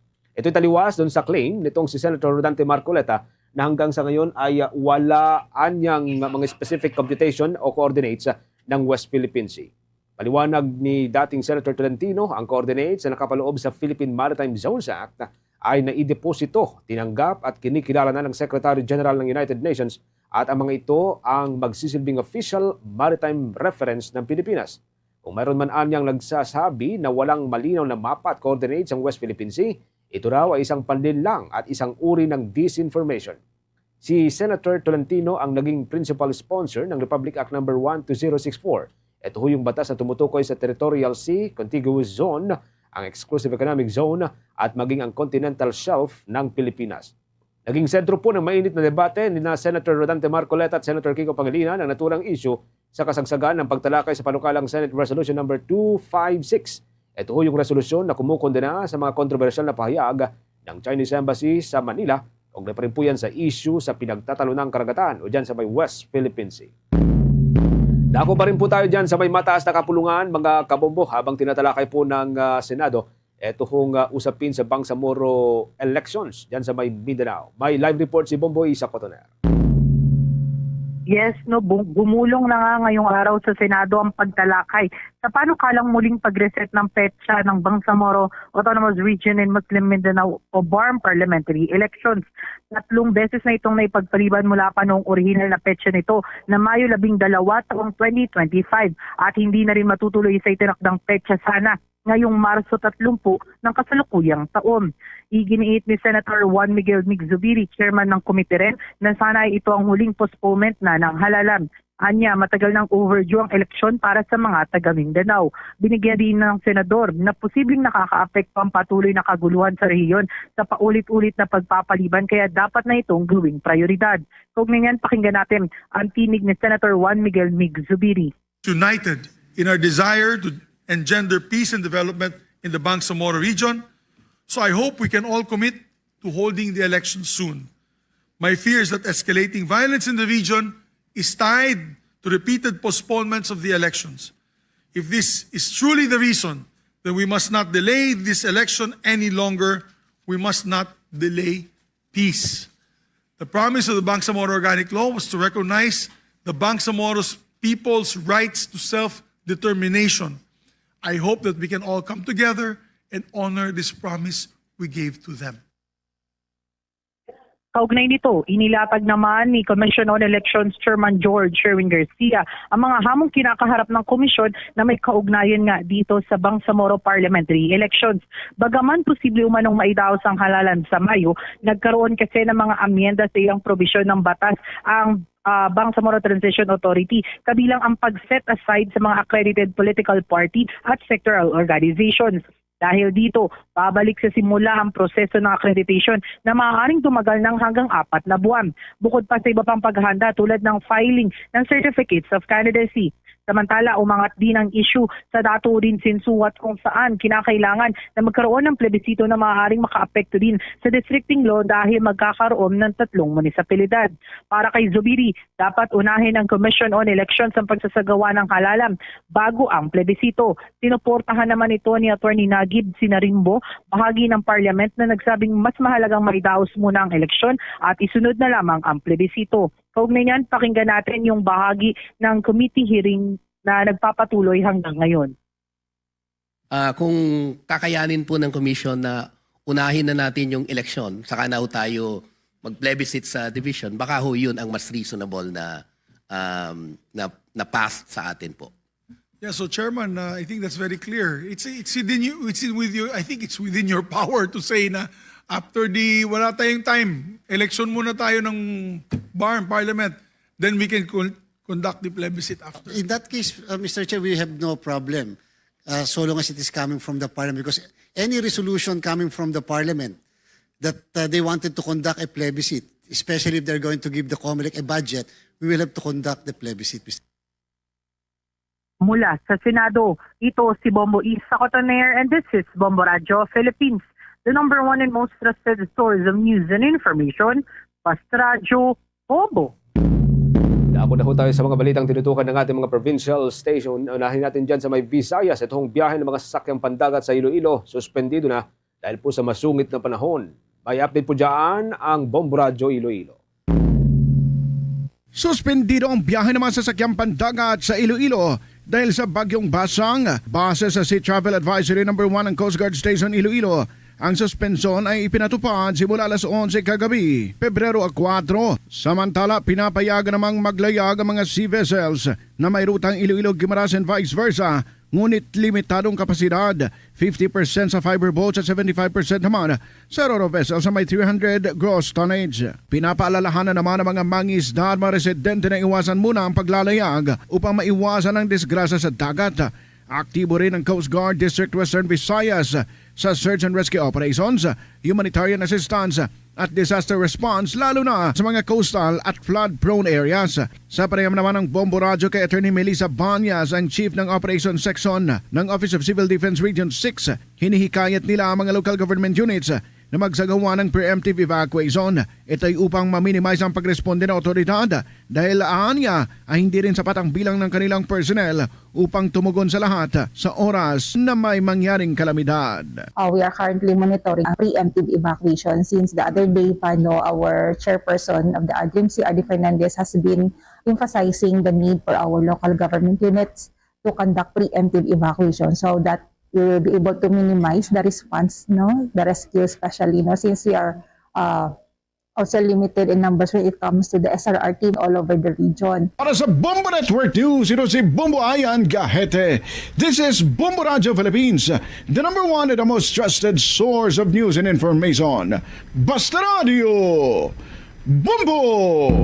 Ito namang 23 munisipalidad sa Misamis Oriental isinailalim na sa Blue Alert dahil sa bagyong Basyang. May mga report ang Bombo Radio Cagayan de Oro. Ibinaba ng pamahalang panlalawigan ng Misamis Oriental sa Blue Alert ang 23 munisipalidad dahil sa malaking banta na dala ng bagyong Basyang. Matapos itaas ang wind signal number 2 sa lalawigan, agad na bumili si Governor Juliet Uy ng 5,000 kasako ng bigas. Ayon sa Provincial Disaster Risk Reduction and Management Council Chief Fernando D. Jr., sariling pera ng gobernadora ang ginamit upang matugunan ang pangangailangang pagkain ng mga isinailalim sa force at preemptive evacuation ngayong araw. Kahit hindi pa nararanasan ng malakas na ulan, ibinaba na sa white code alert ang lahat ng 8 municipal hospitals na nagsisilbing Provincial Health Monitoring Hub. Kahapon, sinuspinde na ang lahat ng antas ng klase upang makaiwas sa panganib. Pinagana rin ni Governor Uy ang lahat ng response unit sakaling bumuhos ang ulan na magdudulot ng matinding pagbaha ngayong hapon o gabi. Seminar ng Transcend she requested that she will be briefed by yung papasok pa lang na bagyo na si Basyang. So she's fully aware, she's updated on the latest situation. Ang forecasted track ni Basyang, no, expected landfall kung saan, no, she's updated to that, no. Then pangalawa, siya din nabibigay din siya ng update sa atin ang Provincial Government of Misamis Oriental through her own, no, initiative. Si Provincial Disaster Risk Reduction and Management Council, Chief Fernando D. Jr. Mula Bombo Radio Cagayan de Oro, ito si Bombo Jane May Abulag, and this is Bombo Radio Philippines, the #1 and most trusted source of news and information. Basta Radio, Bombo! Balik tayo dyan sa may Visayas area. Mga lokal na pamalaan dyan sa may probinsya ng Capiz naka-standby rin sa inasahang banta ng bagyong Basang. Kasama rin po dito yung mga rescue team. May update dyan ng Bombo Radio Rojas. Handa na ang lokal na pamahalaan ng Sigma Capiz sa banta ng Bagyo Basyang bilang tugon sa nakaraang matinding pagbaha na nagdulot ng pinsala sa mga tahanan, pagkawala ng buhay at kabuhayan. Sa panayam ng Bombo Radio Rojas kay Mayor Dante Rizal Eslabon, nag-inspeksyon na ang Disaster Risk Reduction and Management Council o DRRMC at rescue team sa mga water assets habang nakahanda ang sapat na bilang ng food packs mula sa Municipal Social Welfare and Development Office o MSWDO para sa lahat ng maapektuhan kung sakaling bumaha. Nagsagawa na ng pagpupulong si Mayor Eslabon sa mga personnel ng Municipal Disaster Risk Reduction and Management Office upang planuhin ang preventive evacuation at mamayang hapon ay makikipagpulong naman siya sa mga miyembro ng DRRMC upang i-reiterate ang kalagahan ng maagap at sistematikong paglilikas. Kasabay nito, naka-standby na rin ang mga barangay responders sa buong bayan bilang parte ng mas malawak na koordinasyon na maaari ring magsilbing modelo sa iba pang probinsya sa bansa sa paghahanda sa mga sakuna. Mamayang hapon, magpapatawag ulit tayo ng meeting sa ating mga member ng council. Although ginawa na natin kapon, but gusto natin i-reiterate ulit ang instruction natin sa ila na kung kailangan mag-preventive evacuation na tayo, kailangan nakahanda na sila. At the same time, yung mga first responders sa mga barangay, kailangan naka-standby na rin. Mula dito sa Bombo Radio Rojas, para sa Bombo Network News, ako si Bombo Lindsay Ermitanio Bade. This is Bombo Radio Philippines, the #1 and most trusted source of news and information. Basta Radio, Bombo! Ito naman pinsala ng ashfall mula sa Bulkan Mayon sa sektor ng agrikultura sa Albay pumalo pa sa mahigit 2 milyong piso. Mahigit 200 magsasaka naman apektado. May mga report ang Bombo Radio Legazpi. Pumalo pa sa mahigit 2 milyong piso ang naitalang pinsala sa sektor ng agrikultura sa Albay dahil sa nagpapatuloy na aktibidad ng Bulkang Mayon. Ayon kay Department of Agriculture Bicol spokesperson Lovelia Gorina sa panayam ng Bombo Radio Legazpi na naapektuhan ng naitalang mga ashfall ang ilang high-value crop tulad na lamang ng mga gulay, gayon din ang yellow corn at fisheries sector na naapektuhan ang kalidad ng tubig sa mga fish pond. Nabatid na mayroon pa namang mga pananimang naisalba mula sa epekto ng abo, subalit marami pa rin ang napinsala. Apektado nito ang nasa 253 na mga magsasaka at nasa 19 na mga fisher folks. Ipinangangamba naman ang tanggapan na posibleng madagtagan pa ang naturang damages kung sakaling lumala pa ang sitwasyon at magpatuloy pa ang nararanasang pagbagsak ng abo. Samantala, sinagbi ni Guarin na nagpaabot na rin ng paunang tulong ang tanggapan sa mga naapektuhang mga magsasaka. Karamihan kasi dito, like yung sa fisheries, na naapektuhan na ng ashfall yung quality ng tubig dun sa mga fish pond siya. And yung ibang nasa danger zone, syempre hindi na sila makapasok doon. Kaya dahil na siya ma-maintain. Kaya nagiging na-report ng damage na siya. Hindi na ma-harvest kasi nasa danger zone. Yun, mga kasama yun sa damage reported. Yan ang ulat mula rito sa himpilan ng Bombo Radio Legazpi. Itong si Bombo Romela Sakayan Wandasan. This is Bombo Radio Philippines, the #1 and most trusted source of news and information na Basta Radio, Bombo! Sa iba pang mga provincial report, ang resulta po ng investigasyon sa posibleng human rights violation sa pag-aresto sa ilang mga mining advocates yan sa may Nueva Vizcaya na isumite na sa Commission on Human Rights sa Central Office. May update ang Bombo Radio Tugigaraw. Binigyang diin ng Commission on Human Rights Region 2 na mahalaga na sundin ang batas sa gitna ng pagtutol ng mga residente sa isang banyagang mining company na magsasagawa ng isang exploration sa Dupax del Norte, Nueva Vizcaya. Ayon kay Attorney Jamie Baligan ng CHR Region 2, mas importante ang usapin ng rule of law at human rights kaya mas maigi kung dalhin ang usapin sa korte o sa Mines and Geosciences Bureau ng DENR na siyang nagbigay ng permit sa Wugel Corporation na magsagawa ng mining exploration. Ito ay matapos ang pag-aresto sa 7 anti-mining advocates kaugnay sa pagpapatupad ng writ of preliminary injunction. Uutos ng korte na buwagin ang mga barikadang inilagay ng mga residente ng kalaunan ay pinalaya rin ng korte. Sa ngayon ay naisumiti na ng CHR sa kailang Central Office ang resulta ng kailang investigasyon sa posibleng paglabag sa karapatang pantao sa pag-aresto sa ilang mga residente. Inirekomenda rin ng CHR isang community-based dialogue sa iba't ibang civil society group, anti-mining advocates at stakeholders upang pag-usapan ang mga hakbang na dapat gawin para maprotektahan ang kanilang karapatang pantao. We requested for their statements. Ayaw nila kasi gusto nilang magpa-advise muna dun sa lawyers nila. That's why we need to have their statements even though these were filed already by their lawyers in the ombudsman or whatever, we need at least a copy of that their statements in order for us to have a basis in conducting our own investigation and appropriately issue whether or not there is a violation of their rights. At yan ang ulat mula dito sa Bombo Radio Tugigaraw para sa Bombo Network News. Ako si Bombo Ruby Awoy Ibay nag-uulat para sa #1 and most trusted source of news and information, Basta Radio. Bombo! At tuloy-tuloy lamang po sa pagsubaybay sa atin pong 32 fully digitalized AM at mga FM station gamit po ang ating mga social media page, mga kabombo.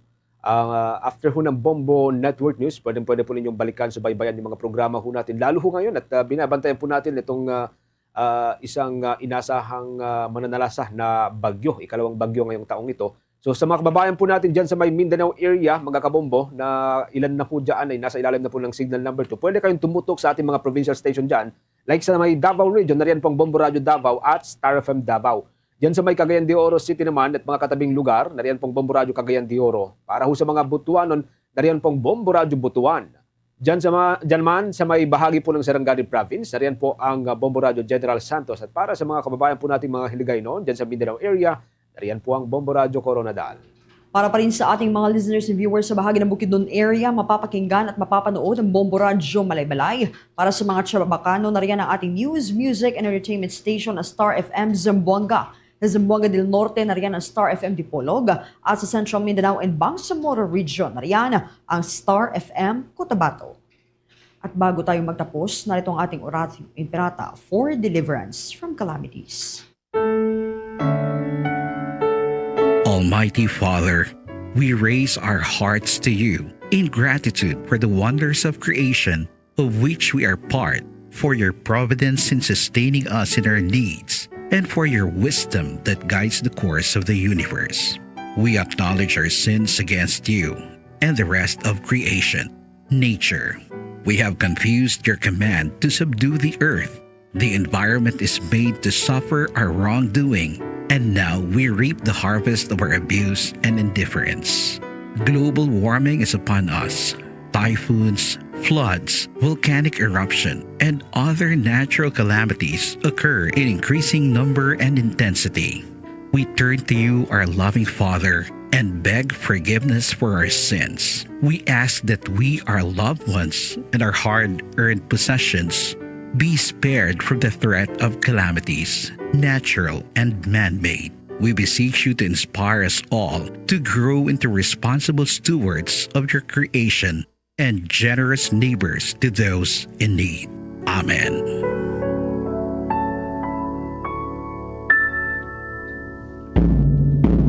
Yan na pong kalipunan ng ating balitaan para sa pangtanghaling edisyon ng Bombo Network News, ang back-to-back winners sa Catholic Mass Media Awards bilang Best News Program. Mula dito sa News Center Makati, this is Bombo Radio Philippines, the #1 and most trusted source of news and information, Basta Radio. Bombo! For the most trusted source of news and information, visit our website at www.bomboradio.com. Follow us on Bombo Radio mobile app, Facebook, YouTube, TikTok, and X, formerly Twitter. Like, share, and stay connected. Anytime, anywhere. Siningalaw na balik na diri sa pagpangalagad sa bomboanay sa udto sa gyapon ko mo Bombo Chama Blanco Hover. Standby sa aton sining mga kabombo, maghatag kita sa latest magkaroon ng monitoring sa Iloilo City Disaster Risk Reduction and Management Office. May kantanan sa kaya Bagyo Basyang. Ini kasunod sa pagpaidalom na sa storm signal or cyclone signal number 1 ang syudad sa Iloilo. Check natin ano ang latest silang diri kaupod sa kay Bombo Hana Andasa. Bombo Hana sa report, please go ahead. Ginpaidalom na sa signal number 1 ang syudad at probinsya sa Iloilo sa ining tropical cyclone o tropical storm Basyang Bombo Chama. As of 11 a.m. may ginapagwa man ring emergency operations center advisory sa City Disaster Risk Reduction and Management Office kasi din valid the broadcast sa gihapon until 2 p.m. As of today. Ngayara na subong ang location of center man as of 10 a.m. Sa tropical storm Basyang ayara man sa may 295 km east of Hinatuan, Surigao del Sur. And may araman isang kabaskugon and maximum sustained winds of 65 km per hour. Malapit man rin sa sentro mismo. Sa bahinan sa syudad sa Iloilo, since nga inigin na paidalom na sa tropical cyclone wind signal number 1, mayara sa mabatsyagan nga mabaskog na hangin. And ang warning lead times ni ang 36 hours. Kag mayara man sa 39 to 61 kilometers per hour. Ang range of wind speed sini mayara man sa potential impact na pananaw man rin sa CDRMO, minimal to minor threat to life and property. Sa pila kang area sa Luzon, ang ginapanaog man sa signal number 1, na wagri man sa bahin man sa Visayas, ang southern portion of Eastern Samar, Mercedes, Alawaan, and sa bahin man sa Leyte, Biliran, southern Leyte, and the rest of Bohol, rest of Cebu, the rest of Negros Oriental, Negros Occidental, Guimaras, Iloilo, Capiz, Aklan, kag Antique. Ini ginapaaligmat subong ang bahin man sa syudad ng Iloilo sa ining mabatsyagan man nga paglapta-lapta nga pag-ulan sa lagaklain-lain man nga pag oras no halin subong man nga adlaw. Kung magita nato diri sa sagwa man mismo diri sa syudad ng Iloilo, Iloilo City proper area, may paggalom o kung bit cloudy na subong ang paniyempo subong man nga kung sabihin nila expectar man nga magalawig for 2 days. So nagdiri kay Mr. Darwin Jomel Papa, ang Chief sa Disaster Response Division sa City Disaster Risk Reduction and Management Office. Ginapahalong man diri ang tanan kaangot sa ining bagyo kay wala pa man sang mga ginapatigayon nga evacuation o kung the pre-evacuation mandatory evacuation diri sa mga coastal barangays, but then gina-monitor gyud kag ginabantayan gyud subong sa bahin man sa CDRMO, which is nagka-red alert status man nga half of it emergency operation ang nakahanda man if ever nga magabot na ang tuman kabastog man nga pag-ulan diri sa may syudad sa Iloilo. But we're hoping and praying man sa bahin sa CDRMO nga hindi lang tamaan ka epekto man diri sa may syudad kag probinsya sa Iloilo ang ining Bagyo Basyang. As part of preemptive measures, yara na sa ginpatigayon ang mga rekurida, paglibot diri sa CDRMO, City Emergency Operation, kag bahin man sa kapulisan kag mga otoridad, paglibot diri kag pagpatigayon sa rekurida, agod nga mapahibalo diri ang mga pumuluyo nga under signal number 1 ang syudad sa Iloilo sa Bagyo Basyang. Overall, ang nangin assessment man diri sa CDRMO sa subong man na kinayara sa lapta-lapta nga pag-ulan, pagpanalitsi, kag mangin cloudy diri ang syudad sa Iloilo, Bombosyam. Nga tikon suliin man nga subong ginapanagdumagin ang tanan nga magpreparar sa mga emergency kit and mismo kung sa tiyon na nga ipa-evacuate din sila, gidayon nga magsunod man sa mga mando man sa otoridad agod nga mapabilin nga safe ang pamilya kag publiko sa tiyon sang Bagyo Basyang. Ikabati natin ang nanging pahayag ni Mr. Darwin Jomel Papa. Wise naton as early as yesterday sang escalate na ini si tropical cyclone Basyang into a true tropical cyclone. Nagkandak ang atong City Disaster Risk Reduction and Management Council sa atong pre-disaster risk assessment.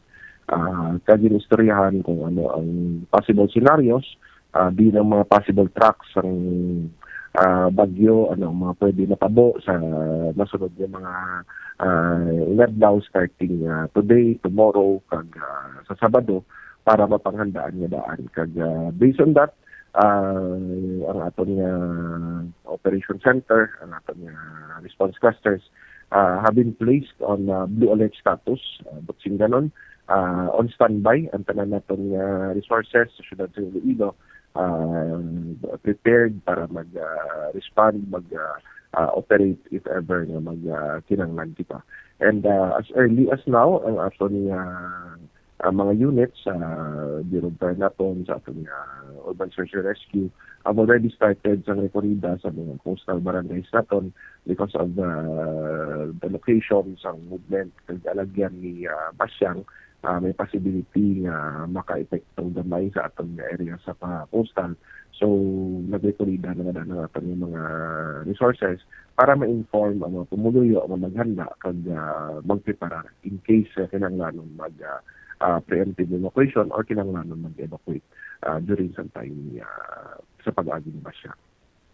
Sir, since nga signal number 1, anong mga possible scenario nga ginapananaw naton with this effect man diri sa Iloilo City?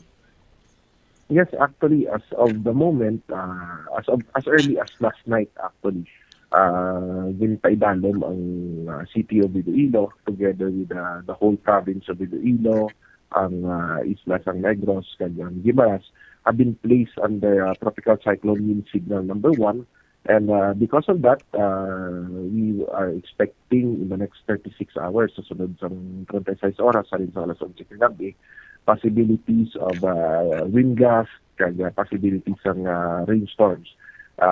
That's why, as early as last night, our good mayor actually, through sa automatic man department orders ng atong Department of Education, nag-suspend ang classes sa atong preschool kag kindergarten levels. And also, ang aton yung monitoring sa aton operation center have been continuously watching sa aton yung mga radar images coming from Pag-asa para mas early na makapahibalo kita sa mga pumuluyo naton if may possible na rainfall, may possible na pagulan or pagmadlo sa hangin ng bakitan. And so far, as of the moment, medyo maara pa kita sa fair na conditions kaya we recommend actually sa mga pumuluyo natin na gamiton ng oras kani para maghanda kag magprepara sila mga panimalay. Sige sir, ang ato na lang nga pahanumdum sir sa publiko. Yes, sa mga pumuluyo natin sa syudad sa Iloilo, we have already been placed under tropical cyclone wind signal number 1. Medyo makanay-kanay pa ang tempo naton, wala pa kita sa ulan yung nabatsyagan. Let us not use this para maglagaw, but rather, use it sa pagprepara sa aton yung mga panimalay, maghanda kita, mag-ready, sang makinanglanon naton, kag ensure na safe ang mga panimalay naton. And in case maghatag kita sa instruction, palihog sa mga pumuluyo naton, especially for those residing sa coastal barangay, also to those residing beside sa mga waterways naton, to always listen or magpamati sa aton yung mga barangay officials or sa aton mga legitimate stations naton, legitimate media entities naton, and at the same time sa Facebook page sa Iloilo City Disaster Risk Reduction and Management Office para sa mga latest update and mga pronouncements sa ating city government. na batian ang nangyong pahayaga ni Mr. Darwin Jomel Papa ang head sa Disaster Response Division sa City Disaster Risk Reduction and Management Office Bombo Chama. Dugang man diri sa panaagi man sa DepEd Order number 22 series of 2024 mayara sang revised guidelines sang class and work suspension para man sa ihibelo sang tanan if ever gid man yung panaog na sa signal number 2 or mapataas man diri sa signal number 2 ang syudad sang Iloilo mayara sang gina sundan diri ang bahin sang city government sa Department of Education na kontudiin sa Pag-asa tropical cyclone wind signal number 1 classes for kindergarten in the affected area ang automatic naman yung suspendido kag ang tropical cyclone wind signal number 2 naman ang face-to-face classes ng kindergarten, elementary to junior high school o kan grade 10 sa mga affected ng mga area ang mag-suspend. But then ang provided ng elementary kag junior high school mag-shift ini sa modular distance learning, performance task, project o kan make-up classes kag base man diri sa learning and service continuity plan sa Department of Education. Dugang man diri ang tropical cyclone heat signal number 3 pataas, classes and work in all levels sa mga affected area ang automatic na mag-suspendido Bombo Cham. Aha. All right. Now, tisa karon hindi man gid sini mahambal naton abi bombohan nga do mabatsyagan tigid ri ang bagyo but sa gyapon sa mga coastal barangays kag sa mga kultura naton ngiti identify nga ara sa danger zone maguro ligmat gid no kay bisan signal number 1 kag do hindi man naton gid mabatsyagan ang ining si Bagyo Basyang just the same dapat maging preparado kita para nga ti kumiara gid man ikaso por kaso may preemptive evacuation baka evacuate gilayon no kag ti pangmuyuan talang hindi na magdugay or hindi na maglawig dire ining sambitan sini nga bagyo kag way sa may mahalitan sini bombohana.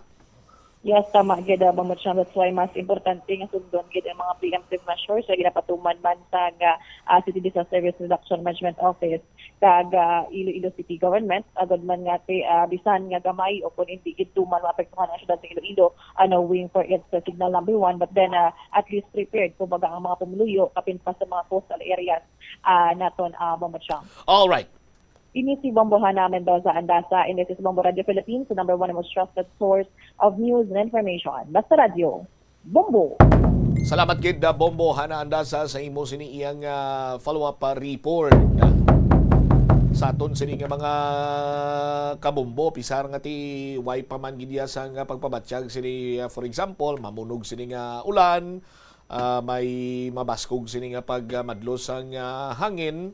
Pero ti isang yapon hindi kita hindi kita magkumpiyansa no sa aton sini nga mga kabombo di lamang diri sa bahin sa syudad sa Iloilo kundi lakip na sa probinsya sa Iloilo hilabi pa sa mga yara sa nabukid sini nga bahin no sa mga kabanwanan sa palibot sa probinsya sa Iloilo no kay kung magtupa na silang ulan dako ang tsansa nga magaluntad naman ang mga ginatawag sining natural disaster bla katulad sa landslide sa aton sini karon iyang mga taga-Palamate.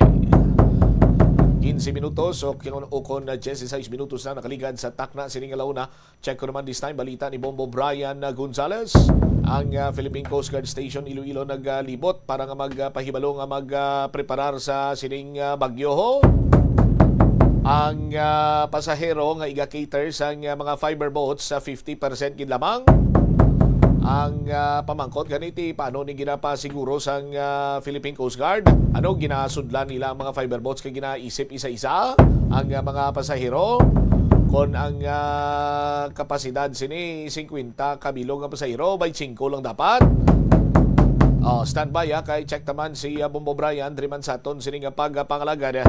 And then later on i-plastar taman iban sini nga mga balita kag impormasyon diri sa aton sini nga pagpalayag sa DYFM Bombo Radio Iloilo. Malaba nga pila rason kung nga ginkuha ang initial screening sa Iloilo International Airport suno man diri sa Civil Aviation Authority of the Philippines. Now, sa aton sini mga kabumboti nag-alsa ining nasambitan karon iya nga issue, no? Asang nagluntad antong pagtiro bala sang airport police sa isa ka persona, isa ka individual nga mayara gali isang matalom sini nga hinaniban. Now, kag pinanghandos siya patong aton sini kapulisan, di para nga ini siya ang masabdo sa aton sini mga kabumboti niro siya sa abaga. Damo sang mga naggagulwa sini nga mga palamangkutanon ti nga nakalusot yung nga may sundang to kagaran natos boarding area. Ti kay ang isa sina diri banwa nga kuha na ang initial screening sa ground floor sa Iloilo International Airport kay nagakos kuno ini sang delay. Anyway, balik-balikan tagaron dugang sini nga mga balita kag impormasyon. Check one this time si Bombo Brian Gonzales. Bombo Brian, please go ahead. Nagapanghanda na Bombo Champ ang mga katapos ang Philippine Coast Guard sa diri sa may syudad kaga probinsya sa Iloilo sa diin nagsulod na gani sa Philippine Area of Responsibility ining tropical depression ko na masiling na naton sa karon nga bagyong Basyang.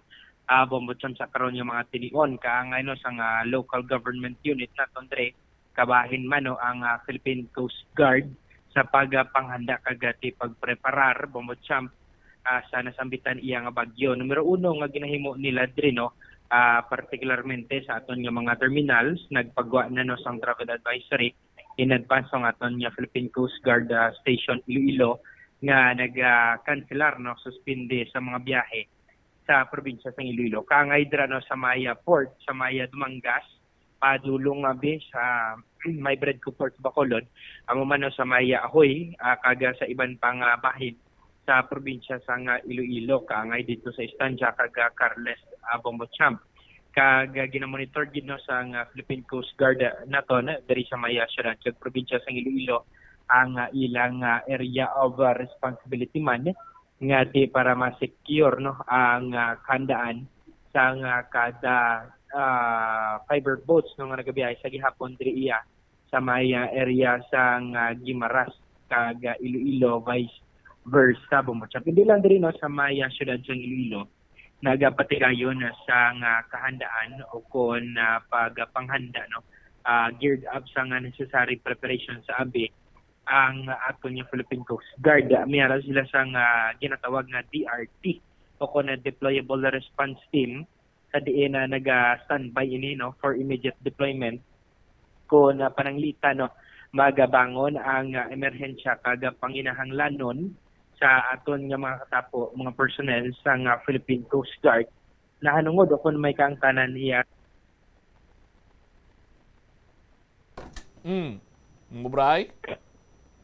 Nahanungod Bombo Champ o kung may kaangtanan sa prevailing weather disturbance miyara diri sang mga gamit mga life jacket miyara diri sang rescue boats nga nakahanda ang aton yung Philippine Coast Guard dirabi sa may Coast Guard Station Iloilo, mangina sa Coast Guard Substation sa may Dumangas, amo man sa Coast Guard Substation sa may Miag-Aw, Bombo Champ, amo man sa Coast Guard Substation Ilo Fishport Complex kagate amo man sa may San Joaquin, sa may Carles mayaraman Bombo Champ sa may Estancia, kagate sa Tigbawan, kaga sa naglain-lain pa nga kabanwahan diri sa probinsya sa Iloilo. Napakigangutan naton diri si Coast Guard Iloilo Station spokesperson El Janja sa diin Bombo Champ iyagin pahayag nga tinagpatigayon man sila sa rekorridas kagati pagalibot sa syudad sa Iloilo as well as pagpanagtag ng daan sa flyers ng Bombo Champ na hanungod sa mga kahandaan sa nagahilapit iya nga bagyo diri sa Maya syudad kaga probinsya sang Iloilo. Mayara diri ginapagwa man ang Philippine Coast Guard nga emergency disaster bag nga sa diin pwede gid mahanda sang aton nga mga kabombo dira sa tagsa nila ka mga panimalay. Ang kinahanglan ang food and water, ang non-perishable food mayara dira sang drinking water nga nakabutang dapat sa disaster bag, mayara sang toiletries, mayara sang kwarta, mga ID, mga ATM cards nga necessary man. Paranglita may mga emerhensya kaangay sinino.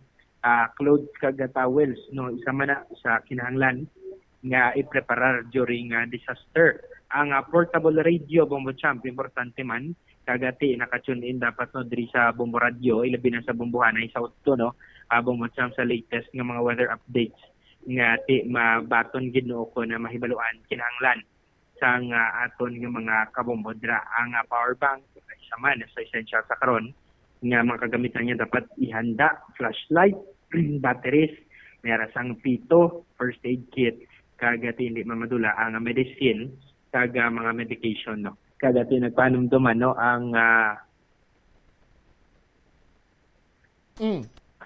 nagpanumduman ang talatupan no Bombo Champ nga sa aton nga mga manugpangista dra nga ti ko na mabaluan o ko na maobserbaran na nga nagalain na ginang panyempo kag madagko ng balod likawan na no ang pagbiyahe o ko na paglayag sa atong sang kadagatan ang biyahe sa Iloilo to Guimaras kag vice versa yara lang sa sunrise to sunset ang ginset kini sa Marina 6 no Bombo Champ kag gina-secure sa Philippine Coast Guard nga ginasunod ang guidelines nga 50% lang sa mga fiber boats naton ang kapasidad kag 75% sa mga ro-ro vessels ang pwede no nga makabiyahe sa karon nga capacity Bombo Champ mayara sa pre-departure nga checking nga ginapatigayon ang aton nga katapos ang Philippine Coast Guard tagsa sa mga terminals no diri sa syudad kag probinsya sa Iloilo. Diarbla pa matinaton si Iloilo Coast Guard Iloilo Station spokesperson Eljan Ga. Yes sir, Brian. So sa aton diri sir nga biyahe diri sa may Parola Wharf pakato sa may Guimaras. As of this time sir, ongoing pa man ang aton nga biyahe. Aton lang sir may na-record na makita nga mga stranded nga mga pasahero dira sa may Iloilo Terminal. Amo na sa sir ang mga pasahero sang to go naton and as well diri sir sa may Port of Dumaga. Mayari na makita na record sir ang mga number sa mga pasahero and as well as ang aton nga mga rolling cartos. Okay. Sir, kamusta ang biyahe Iloilo to Guimaras vice versa? Ang schedule nila sir may specific time lang kita ang ginhatag? Sa subong sir, kaya under kita sa signal number 1 until sunset na sir ang biyahe. Pero sir, if makita natin sir, no, pag may lago ng balod o kung pag mados na sang hangin, ato na siyang iga-stop ganay sir. And kung magbalik naman ang naming kalmadong mga panahon, and i-resume naman nato na siya sir. Okay, so bali 6 a.m. to 6 p.m. sir, particularly yes, sir. Schedule. Yes sir. And kung maayo pa man ang kimpo natin sir sa hangin and sa balod. Okay. Sir, dyan ng tawag siya ni Sir Mayara sa capacity lang ginhatag ang marina sa aton ng mga operators. Sa subong sir, aton nga gina-implementar ang 50% nga pwede lang nga ikarga nila sir apan sa ilang mga capacity sa nga ilang mga fiber boats sir, sa pagbiyahe. Okay. Sir, how about sa ro-ro vessels? Bati natin 75% no ilang capacity? Yes sir. Only 75% sir and wala sa dapat sir sa mga pasahero maabot and sa subong sir no at may ara makita nga mga duty nga dira sa port and aton ang gina-implementar gid ang stricto nga pag-implementar sir para malikawan naton ang diskrasya sa kadagatan. So bali gina checking gid no ang nasabitan niyang mga fiber boats kag ro-ro vessels. Yes, ginasaka ni sir mismo sa aton mga yes sir, ginasaka gina sir and nagakandak kita sir nga ginatawag naton nga pre-departure inspection. So dira naton makita sir kung pasok bala siya sa aton nga ginapa-implementar nga laysa. Okay. Sir, nagapatigayon gid man sa paglibot ang PCD or campaign o pagpahibalo nga manginalerto sa bagyo sir. Sa diin nga mga areas particularly kagati do sa ka importante nga manginhada?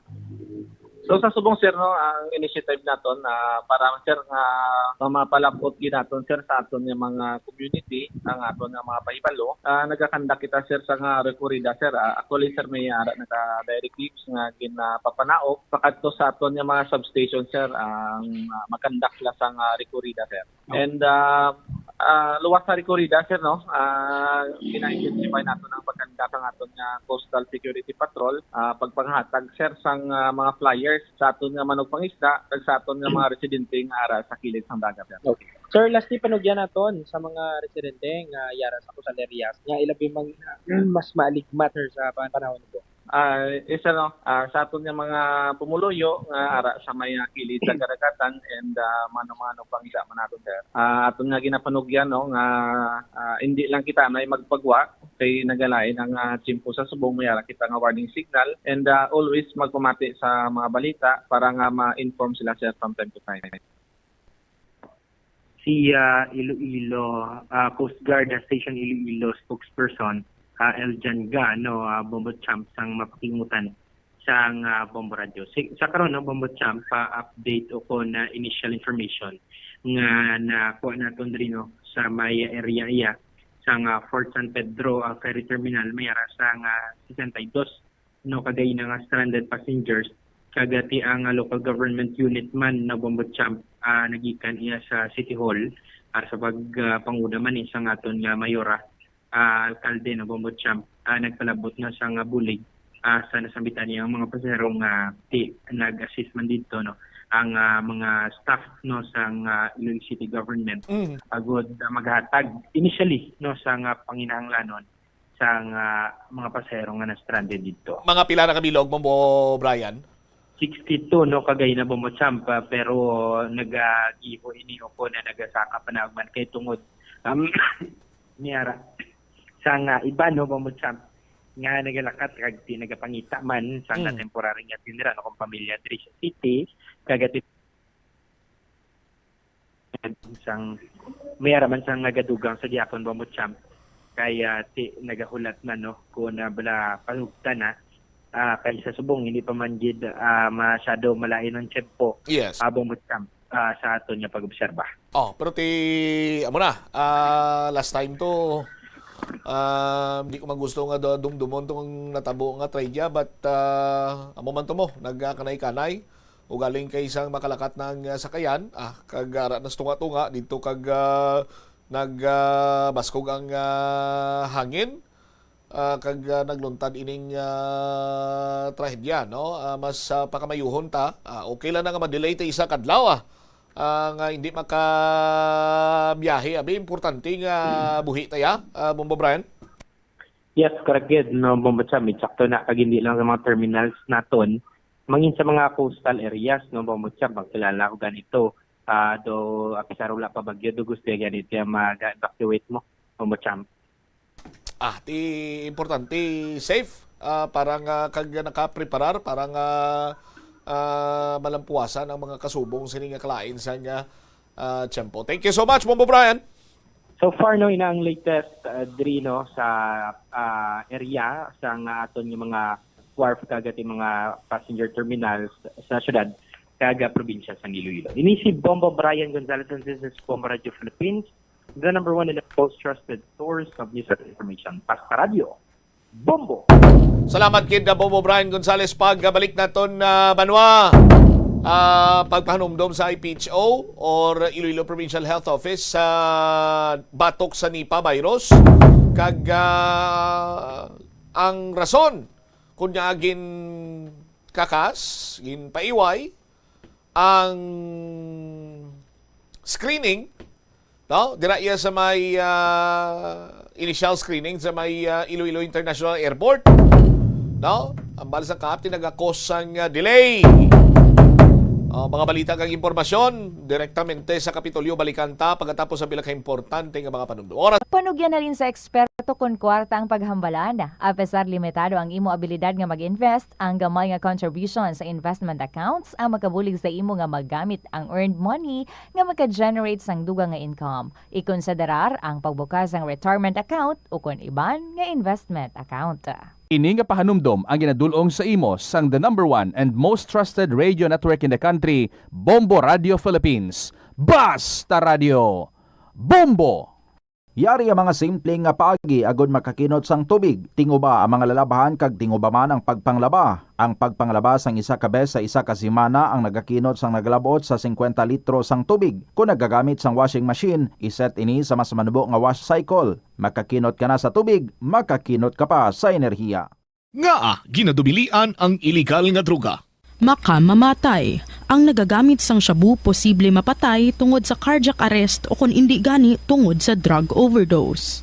Makaguba sang lawas. Makadulot ini sang pagkaguba sang kidney o kung pag-angkon sang hepatitis. Posible man nga malatnan sang acquired immune deficiency syndrome o kung AIDS. Maglikaw sa illegal nga droga para sa matawhay kag malinong nga komunidad. The Farmers Bazaar, your traditional public market with the touch of Plazuela Dos, ang isa ka lugar nga gintukod sa tion kag sa kasagsagan sang COVID-19 pandemic nga may tinutuyo nga maghatag sa imo sang safe marketing experience. Subong nga ang COVID-19 hindi na gid man dako nga pamahog kag nagapakadto na kita sa next normal. Rest assured nga ang Farmers Bazaar will further evolve agud yung magpadayon sa paghatag sa inyo sing satisfying marketing experience. The Farmers Bazaar. Sa lower level, tara na pahamtang ang fish, poultry kag meat section para naman sa inyo mga kinahanglanon nga prutas, utan kag iban pa, magbisita sa upper level, pinaagi sa paggamit sa hagdanan o kon sa pagkadto direkta sa parking lot. The Farmers Bazaar, your traditional public market with the touch of Plazuela Dos. Kung makakinot sang tubig, kaayuha ang mga taga sa tubo o kon hose. Hindi tanan nga taga sa mahapos kagilayon nga makita tungod ang mga tubo o kon hose ang nakalubong sa duta o kon semento nga bahin sang balay. Kung magsigi ang mga tagas nga ini, mahimo nga magalabot sa 10,000 ka litro sang tubig ang mausik sa isa ka tuig. Maggamit sang leak detection tool o kung magkonsulta sa mga eksperto kung may pagpangduwa-duwa nga may tagas sa mga tubo sang tubig agod ini gilayon nga makaayo. Wala sang adlaw nga ginapili ang mga aksidente. Gani ari ang mga tips nga dapat tandaan sa tion nga nagamaneho. Una, regular nga i-check ang kondisyon sa salakyan, lakip diri ang tire pressure, bastante nga oil kag brake fluid, kag ang side mirror ang dapat nga yara sa insakto nga anggulo. Siguraduhon nga hugot pa ang mga breakers kag matinlo ang air filter. Ikaduha, mag-seatbelt apisar malapit lang ang kaduan. Ikatatlo, mag-signal sa tion nga nagaliko. I-on ang signal light kung ikaw ang yara sa ginabanta 300 katapaka halin sa imo likuan. Ini nga pahanumdom ang ginadulong sa imo sang the #1 and most trusted radio network in the country, Bombo Radio Philippines. Basta Radio! Bombo! Paano ipabilin nga matinlo ang ginakaon nga mga prutas kag utan? Plazuela de Iloilo, Billboard of Activities for February 1 to 7, 2026. Ang Pebrero 6 among first Friday of the month. Ang 3 sa 12 ka mga promesa ni Jesus nga ginhambal pinaagi kay Sister Margaret Mary Alacoc para sa tanan nga mga devotees sang Sacred Heart of Jesus.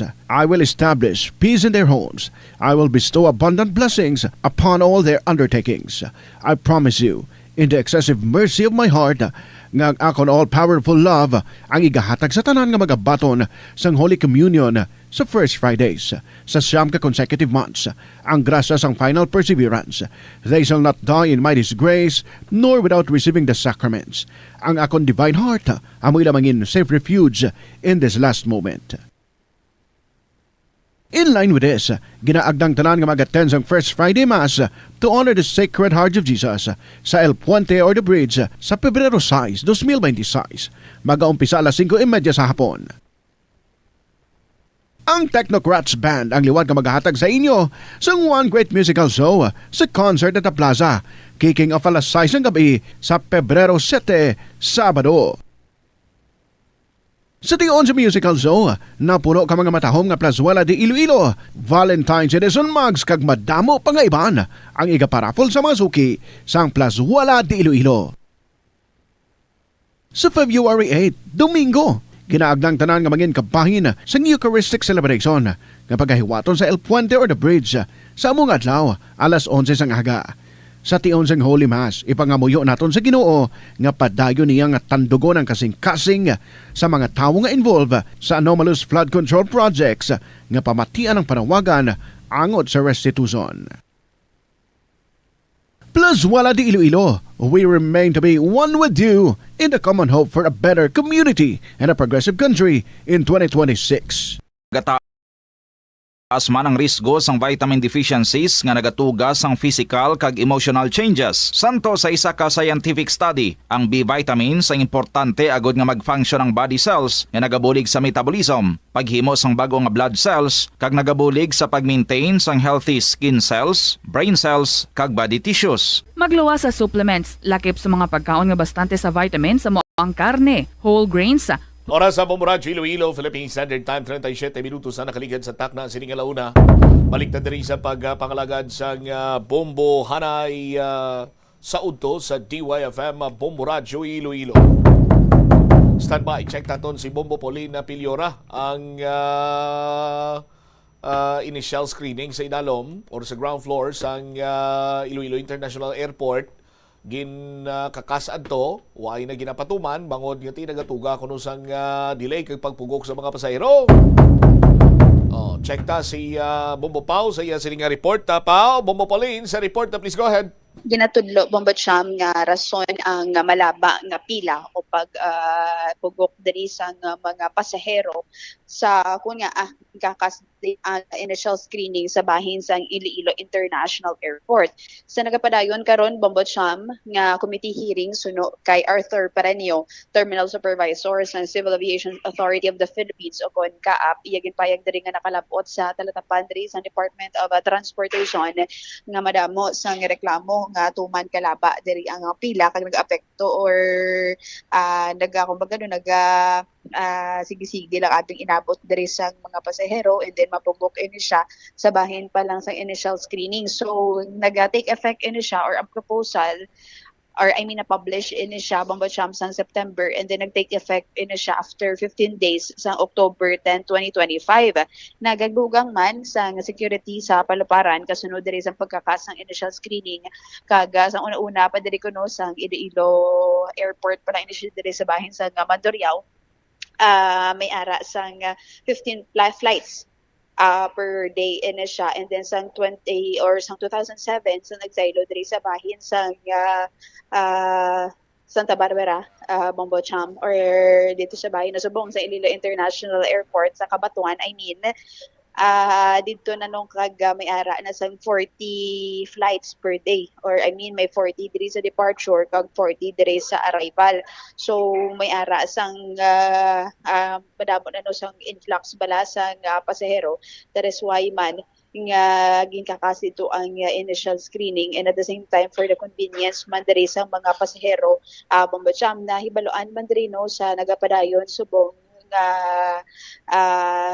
committee hearing or joint committee hearing ini siya sa bahin man diri sang Public Order and Security kag Committee on Transportation kag Committee on Public Order and Security kag Committee on Transportation, Communication and Public Utilities.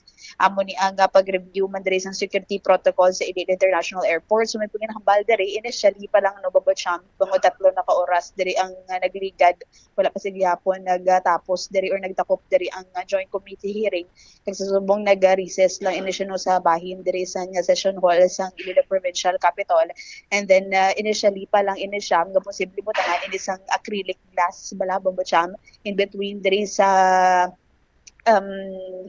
X-ray no scanner man diri nga hindi ba lagi layon makuha sang pasahero diri ang iyang bag kay didto sang natabo sang January 28 no pasado las 4 sa hapon do nakapila ini siya nga magbalik-balik Bombo Cham no ang ini man ang individual nga natiruhan ini sa kapulisan matapos nga hindi siya magpasugot no nga i-surrender diri or magpapatigayon sa further security inspection kay di may nakita dito nga patalong or kutsilyo sa iya diri nga bag.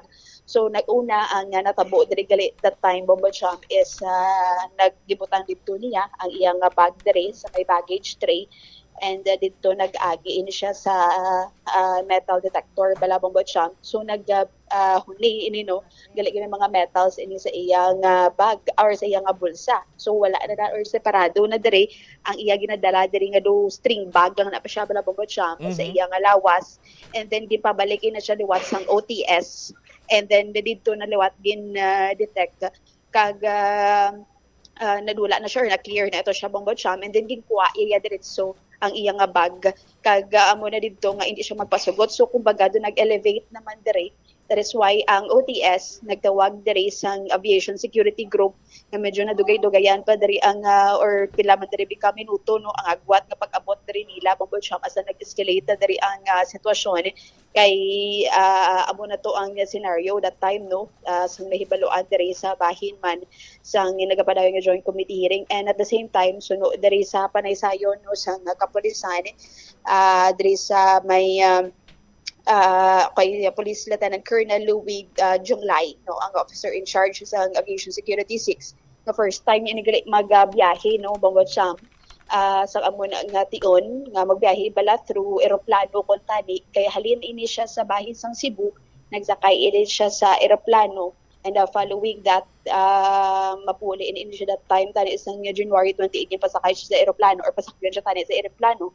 May dala siyang kutsilyo. Kumbaga, that time pa lang, gali sa dalom pa lang, bobot siyam, doon na may nakana-notice na nga doon unruly na ang iya diri nga behavior. Kaya wala siya kabalo kung ano diri iyang obrown. So probably wala siya kabalo. Hindi pwede makadara diri sa nga kutsilyo. Kay year 1988 ko ng bobot siyam, suno diri sa iya diri nga utod, yung nakaagi ini siya ko no na bunan.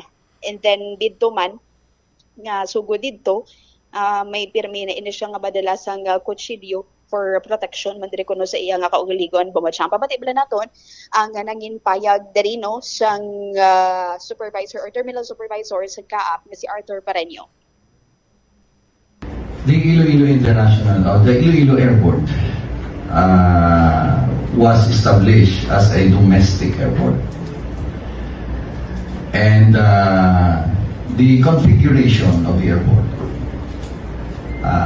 however, that we are now having an international flight, has not been expanded.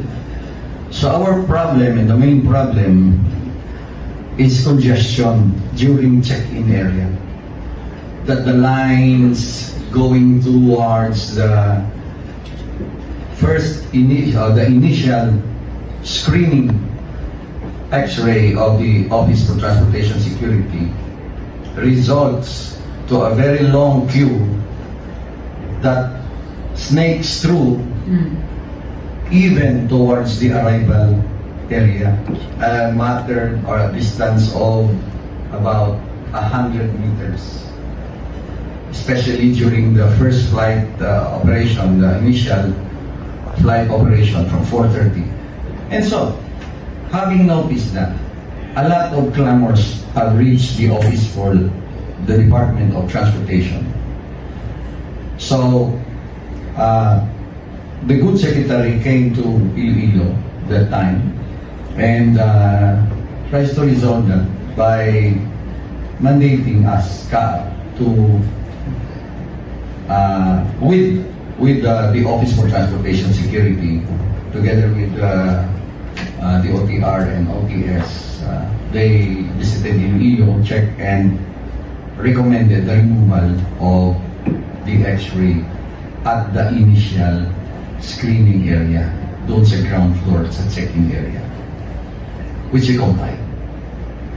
The recommendation is to remove the initial X-ray from that point and transfer it to the back of the house, at the back of the check-in counters, hidden from the view of the passengers. So we complied. We transferred it because we were given only 15 days, and on the 14th day we complied. And the good secretary again, the acting secretary came to check whether we have complied, and indeed we complied. So they were happy. So wala nang initial check on all passengers that all the flying passengers, no?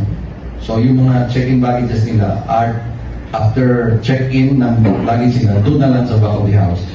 And they bring along all their hand-carried baggages towards the third floor doon sa screening point sa third floor.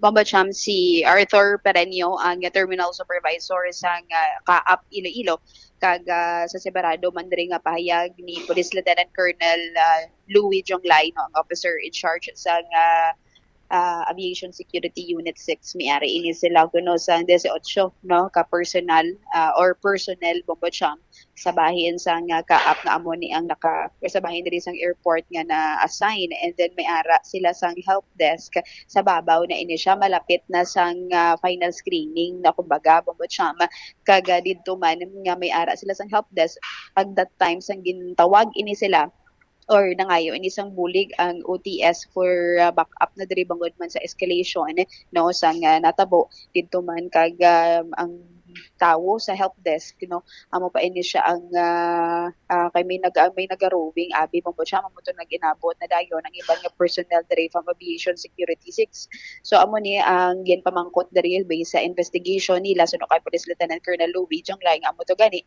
nakaagi ini siya bunan sang 1988 kay gasugod didto suno sa iya diri nga utod sa nga nagabantay man dito sa ospital nga nagadala na ini siya sa kutsilyo, then probably wala siya kuno gani makabalo Bomba Cham nga hindi man ini pwede, pero nagapadayon pa sa gihapon ang investigation diri sa ilang man nga bahin kag maayo lang establish naman diri no ang iyaman nga kondisyon Bomba Cham. Pabati bala naton naging pahayag diri sa joint committee hearing ni Police Lieutenant Colonel Louis Jonglay, ang officer in charge sa Aviation Security Unit 6.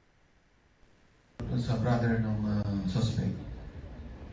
The suspect arrived in Iloilo from Cebu on January 26 by Roro. So nag-band sila, nag-escort ng Hercules tracking services na nagdala ng bakal dito sa Iloilo from Cebu.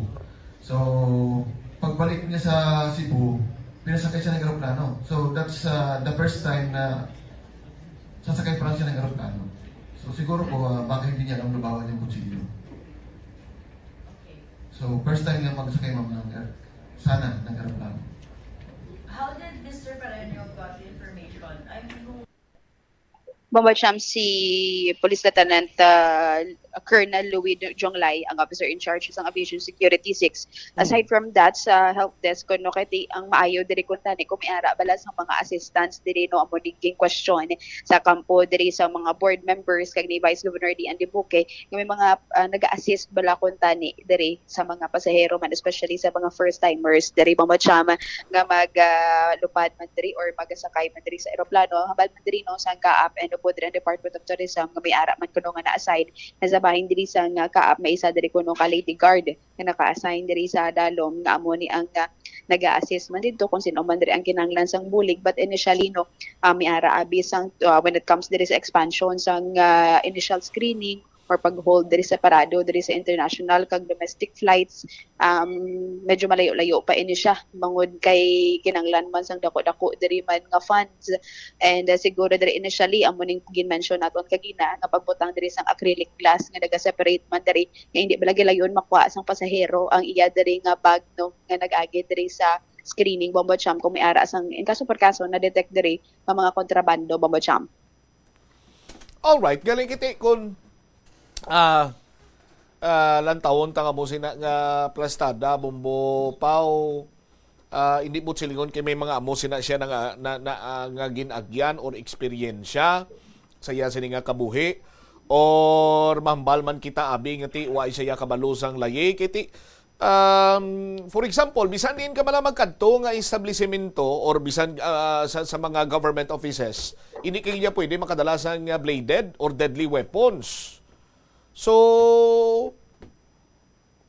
hindi naman butsilingon nga kay nakagi siya bunan, madinala siya kasundang for his own protection. Kag,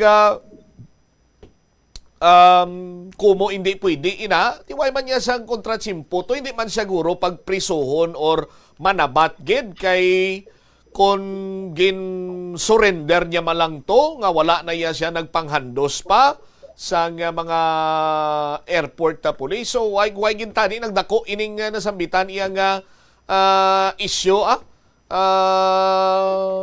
Bombo Pau. Hambal gani isang kilala ko sa baylihan gani magsulod ka ginarikisa ka hindi pwede ka sulod nga may kutsilyo airport pa.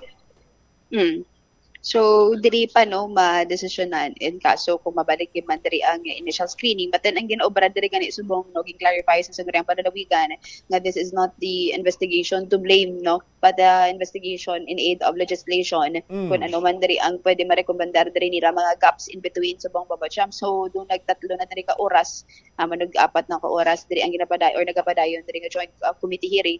But then, subong man gani naka-recess ini siya and then pagbalik possible ma-discuss na diri ko anong mga recommendations pag ipasulod ini siya sa next nga committee report sa regular session sang Sanguriang Panlalawigan babacham.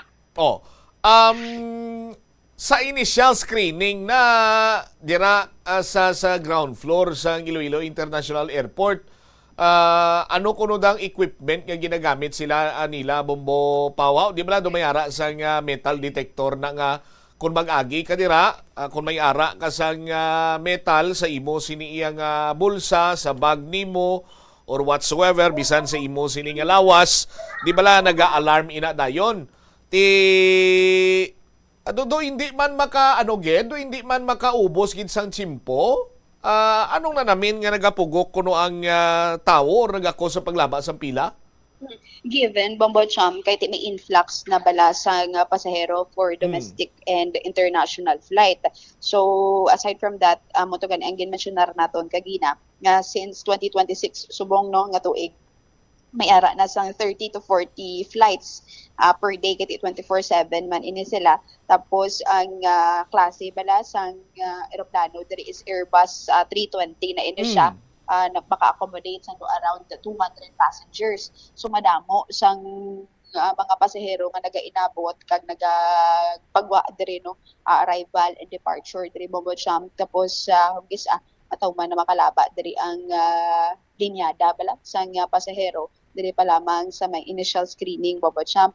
So prior to this no do may ara gid man sang pag medyo malaba no sa initial screening pa lang sa dalom, but then if that's the safety for everyone, but then initanan Bombocham no nagapadayon pa kung ano man diri mga certain recommendations man diri nila kag tiginhambal man diri sang tagsa-tagsa ka mga resource person halin diri sa bahin sang Civil Aviation Authority of the Philippines, Department of Transportation, Philippine National Police Aviation Security Group, at the same time mari man diri gani ang Iloilo Police Provincial Office kag ang Department of Tourism kag maging patigayon man sila last time nga reenactment no kung ano gid ang exactly natabo that time upod ang yin pang-mention na raman diri naton inang OTS no sa bahin man diri sa Department of Transportation.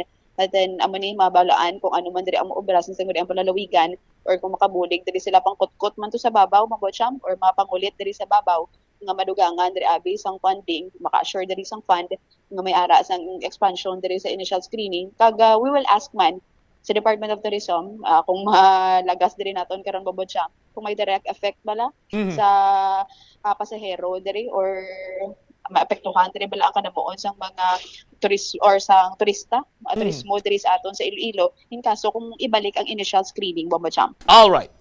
Ini si Bombo Pauline Dimitilio Piliora and this is Bombo Radio Philippines, the #1 and the most trusted source of news and information. Basta Radio, Bombo. Salamat kid na Bombo Pauline Piliora.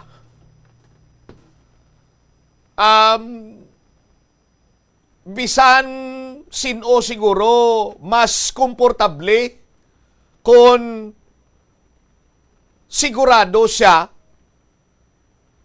nga kung siya mismo ang magbiyahe, himataya, or kung sino man sa iya sini nga pamilya, mag-agi dira sa Iloilo International Airport. Amo na gani, yung gitawag nga Iloilo International Airport kay of international standards. Ti kay kumo ginexpektar nga damo ang pasahero, ido away ang initial screening. No? Ti sa iban sini iyang pungsod, sa iban sini iyang nasyon, halos tagsa kadlaw to, damo man ang pasahero nila, pero ay magkitak bate. Gagin paiway nilang initial screening. Hindi ba? Balati kabahin ina sa pagpasiguro, no? Nga waay isang may makalusot siniiya, nga mga hinaniban, or anuman siningasahi isang deadly weapon. So that nga mayara sang kasiguraduhan nga ang mga nagabiyahe safe. Oh? Ti kasubong sina nga natabo, mambal kita nga ti isolated man ini. Oh? Pero kung manotisyaran nyo sa aton sini nga mga kabumbo sa iban gani, oh?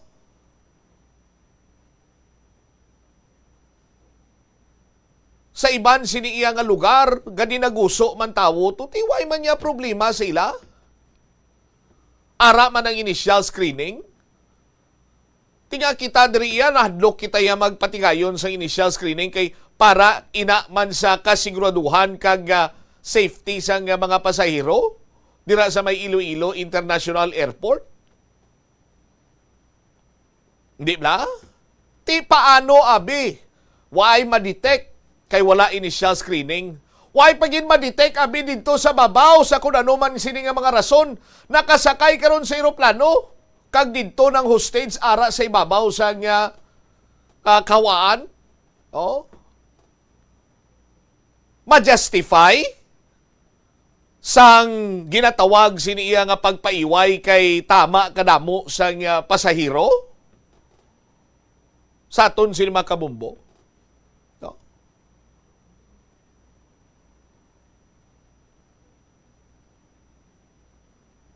Kaya mo sina kaimportante ang pagpasiguro nga way sa may makalusot sina dira nga mga deadly weapon sa aton sini nga mga kasimanwa.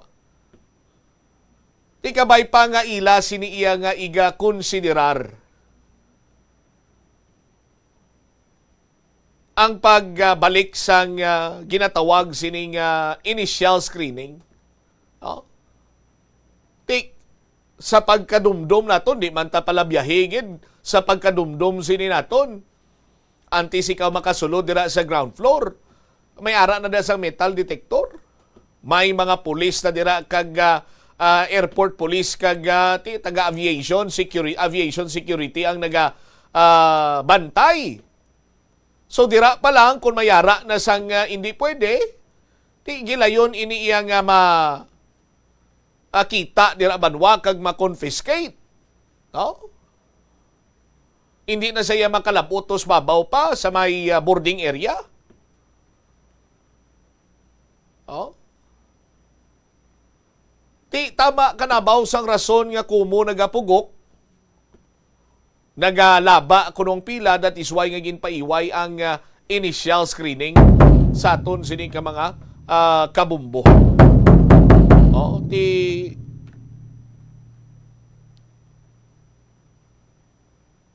isa ina sa mga mambal naton balang wake up call man no?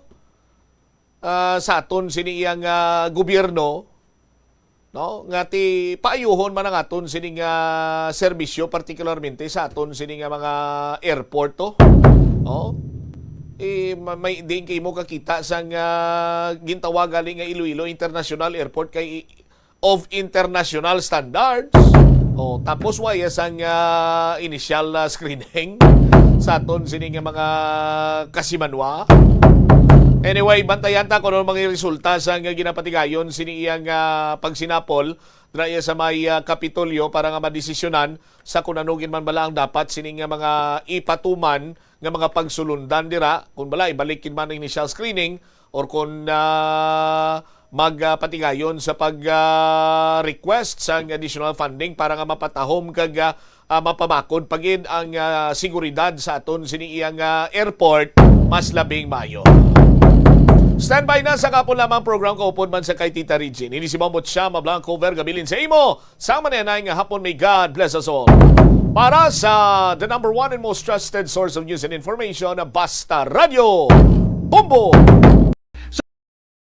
Nanuhay tuay nga balatian ang simple nga pagkaon sang citrus fruits kaangay sang pomelo nga puno sang powerful immune boosting antioxidant. Ang pomelo ang puno man sang lycopene, isa ka anti-inflammatory, anti-aging antioxidant nga nagapanami isang supat. Ang duga naman sang panit kag dahon sang pomelo ang natukiban nga makapatay sang cancer cells kag nagapalikaw sa paglapta sini sandig sa test tube studies. Yari ang mga importante kag praktikal nga mga pamaagi agon makakinot sang tubig. Sa kusina, magamit sang yahong ukon labador sa paghugas sang mga ulutanon ukon prutas. Magdesignar sang baso ukon water bottle agud gamiton sa bilog nga adlaw agud indi magsigi panghugas sini kada matapos ang pag-inom. Kung aksidente nga may nahulog nga ice ukon yelo, indi ini pag-ihaboy. Sa baylo, ibutang ini sa mga masitera sang tanom. Kung may bilin man nga yelo o kung tubig sa baso nga ginimnan, tipunon anay ini sa balde agud ibunyag sa mga tanom antes hugasan. Paano ba lang makalikaw sa aksidente sa dalan? Yari mga tips nga dapat tandaan sa tion nga nagamaneho. Una, likawan ang masaming nga pagsaylo sang linya. Ang swerving o kung pagsaylo sang lane sa isa ka delikado nga maneuver nga masaming ginatunaan sang bunggo anay. Kung himuon ini, siguraduhon nga may bastante ang oras kag espasyo. Ikaduha, i-check ang blind spots. I-check ang mirrors kung clear ang alagyan. Magbalikid o kung maglantaw sa nagaagi sa ibang nga anggulo agud makasigurado nga maathag ang alagyan. Ang responsable nga driver ang masaming nga handa sa anuman nga aksidente. Kabahin na sang pagkaresponsable ang pagkuha sa nga insurance agud masigurado nga may peace of mind sa dalan. Ini nga pahanumdom ang ginadulong sa imo sang the #1 and most trusted radio network in the country, Bombo Radio Philippines. Basta Radio! Bombo! Tanan kita mayara sang mabulig agud pakibatuan ang climate change. Magamit sang bag nga pwede magamit sang liwat-liwat agud mabuhinan ang plastic bag nga ginahaboy. Bangod ini nagatugas ang greenhouse gases. Ikaduha, hindi masumi magamit sang computer. Kung 4 ka oras lamang sa isa ka adlaw ang imo nga paggamit sang computer, makabuhing ka na sang carbon dioxide emission nga 83%. Ikatatlo, kung malapit man lang imo nga kaladtuan, mas maayo nga maglakat o kung magsakay na lang sa bike. Magluwas sa makakinot ka na, mabuhinan pang polusyon nga nagatugas ang climate change. May kilala ka bala nga mga bata nga mahilig sa video games? Nagausik bala ini sang inoras sa paghampang sang iya ginakaadikan nga games? Isa ka pagtuon sang American Academy of Pediatrics ang nagapahayag ngang sobra-sobra o kun inoras nga pagtiner sa paghampang sang video games ang makadulot sang depresyon, anxiety kag manubo nga grade sa eskwelahan. Suno sa mga eksperto, halos 9% sa kada 3,000 ka mga elementary students sa kada pungsod ang makabig pathological o kun addict sa paghampang. Makabig nga pathological o kung addicted ang isa ka estudyante kung nagaapekto na ang paghampang sa iya nga pag-eskwela. Dugang pa sa among nga pagtuon, ang ka-addict sang isa ka bata makapabudlay sa iya sa pagkontrol sang iya impulse. Kaangot diri, ginpanugyan nga dapat hindi magsobra sa isa ka oras kada adlaw ang gastuhon sang isa ka elementary student sa paghampang kag hindi naman magsobra sa 2 ka oras ang isa ka high school student. Sa eskwelahan, ang pag-practice ng good manners and right conduct ang makabulig sa paghimo sang positive, respectful environment para sa pagtuon. Nagapakita ini sang pagtahod hindi lang sa mga manunudlo kundi mangin sa imo mga classmate kag sa school community. Mag-abot sa eskwelahan on time. Ang pag-abot sang late sa klase kag sa aktibidad ang nagapakita sang kakulang sang respeto sa oras sang iban. Magpamati sa imo maestra o kun maestro samtang nagadiscuss sang lesson kag sundon sang maayo kun may yara sang instructions.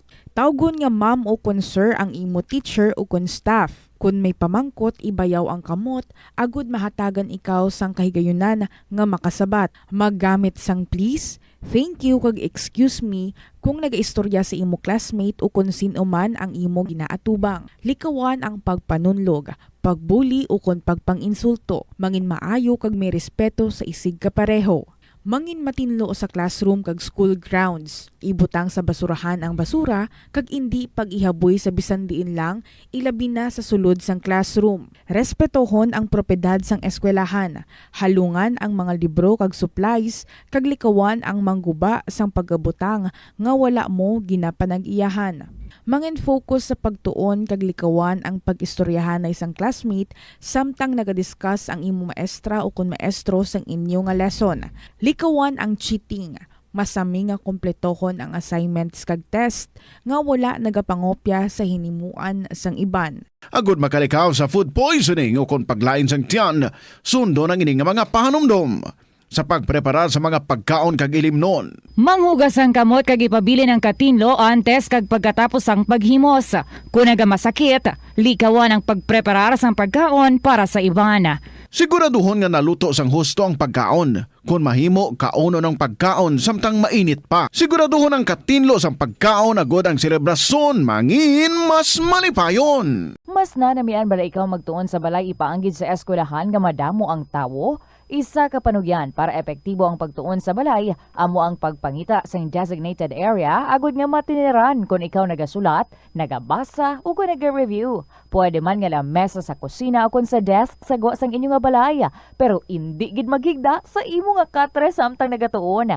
Ini bagod nagakatemptar gid ikaw nga magpiyong-piyong tubtub nga dalayon na ikaw nga matulugan. Siguraduha man nga malimpyo kag organisado ang lugar nga imo ginatun-an. Ini nga pahanumdom ang ginadulong sa imo sang the #1 and most trusted radio network in the country, Bombo Radio Philippines. Basta Radio! Bombo! Kung ikaw isa ka chess lover, yaring pila ka brain benefit sa paghampang sini. Kag kung wala ka nagahampang sini, umpisahin na. Sunod sa pagtuon ng paghampang sang chess makabulig likaw sa Alzheimer's disease. Bangod ang utok nagatrabaho kaangay sang muscle, nagakinahanglan ini sang exercise agud mangin healthy kag malikawan ang injury. Magluwas diri ang paghampang sang chess ang nagapa-improve man sang concentration, memory, creativity, kag problem-solving skills kag napamatud-an man nga nagapaalam. Naga-subscribe bala ikaw sa mga serbisyo nga wala mo man ginagamit. Halimbawa, ang balayran mo na bala para nga makalantaw ikaw sang movies. Pero sa tuod lang, wala naman ikaw tiyempo nga maglantaw sini.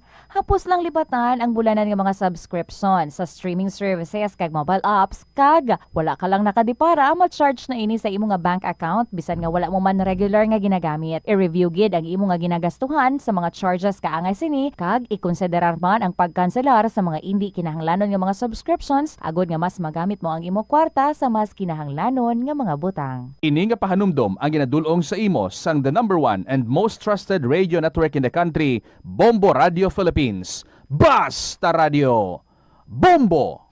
Yari ang mga simple nga paagi agod makakinot sang tubig. Magpamunyag lang sang tanom kon ginakinahanglan kag nagakadapat. Magtala na sang adlaw kag oras sang pagpamunyag sa mga tanom kag sundon ini. Bunyagan sa makaisa lang ang mga tanom sa sinang adlaw. Antes maglas 9 sa aga ang mas nagakabagay nga oras sa pagpamunyag agod nga mas makapanalupsop ini sa mga gamot kag mangin available sa bilog nga adlaw. Nagasala ka bala sa imo nga tulunan kag daw hindi ka makahibalo kung ano ang Ito ang Bombo Radio Philippines. Fully digitalized. Numero 1 sa balita, komentaryo, drama at serbisyo publiko. Bombo Radio Philippines. Bombo Radio Philippines. Unmatched. #1 and most trusted source of news and information. Basta Radio! Bombo!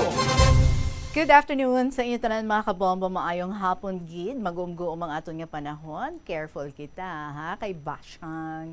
This is Tita Regine. Welcome sa Kahapon Lamang program on a Thursday. Today is February 5, 2026. Kag hello sa aton dira nga mga suki nga mga tagpalamati. Also hello sa mga friends naton abroad.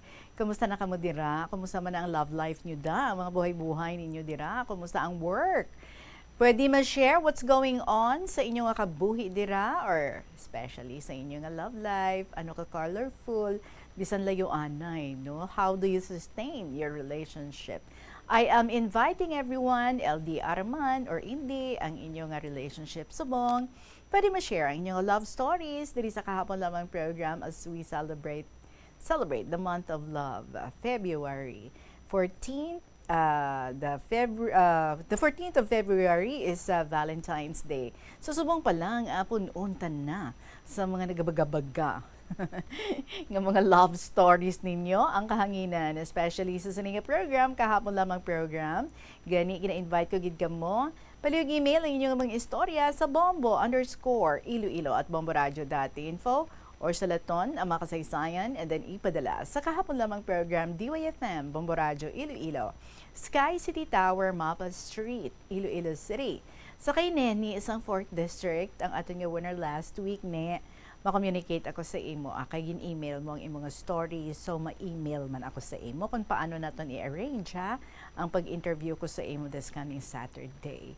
So, I hope comfortable na kamo dira tanan and busog na, amo nang importante sa tanan.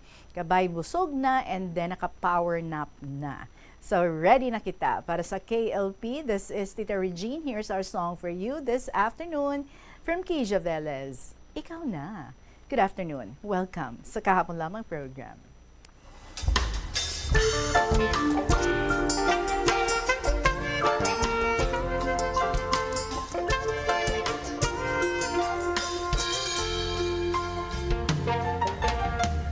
Heto ka na naman muling kumakatok sa aking puso.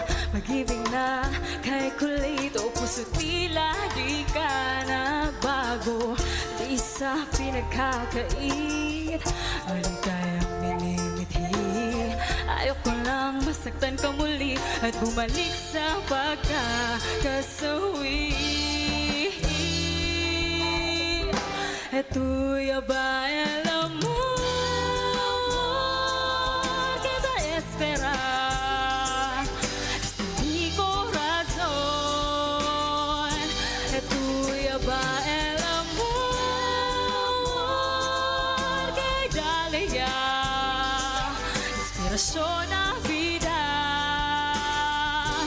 Kung ko'y nauera ko, mi corazon contigo tama.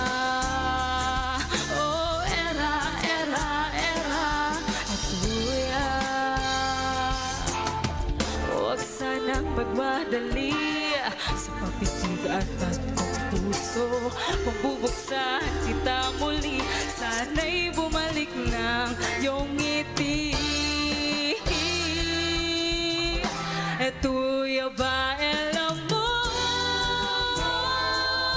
kita espera. Este mi corazon.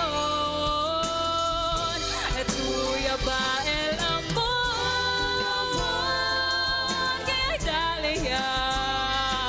inspirasyon na vida.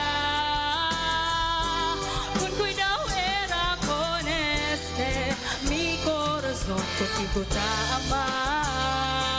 Oh, era tuya. Kung tayo na nga ba ang nakatadhana na magkasama habang buhay, walang bibitiw kahit ano pa ang hamon sa mga nagmamahalang tunay.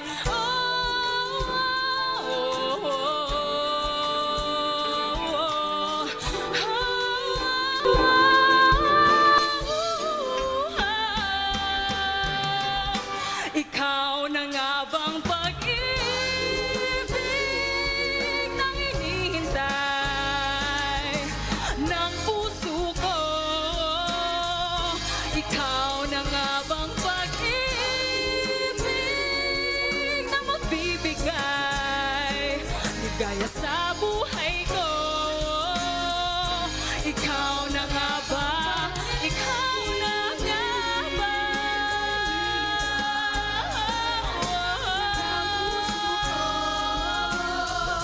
Ikaw na nga ba? Ikaw na nga ba? Alagaan mo sana itong puso kong nilalaan sa'yo.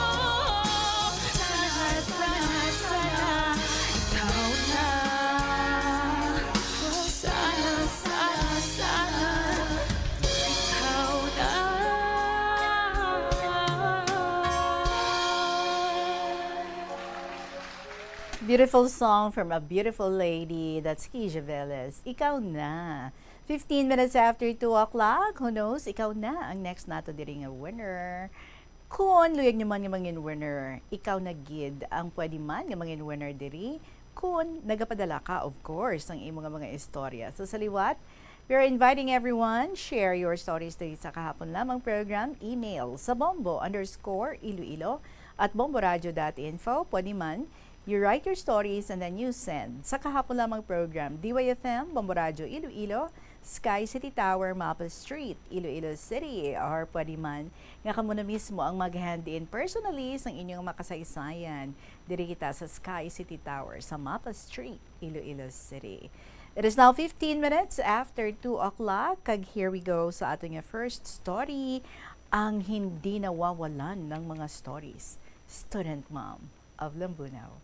Dear Tita Regine.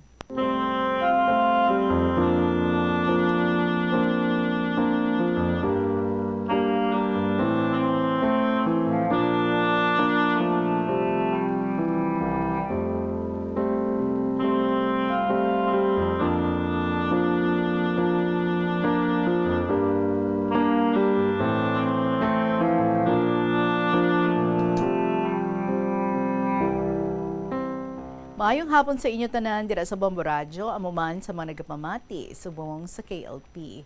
Happy ako tita, kay do medyo sunod-sunod ginabasa mo ang mga sulat ko, nga dugay ko na nga napadala.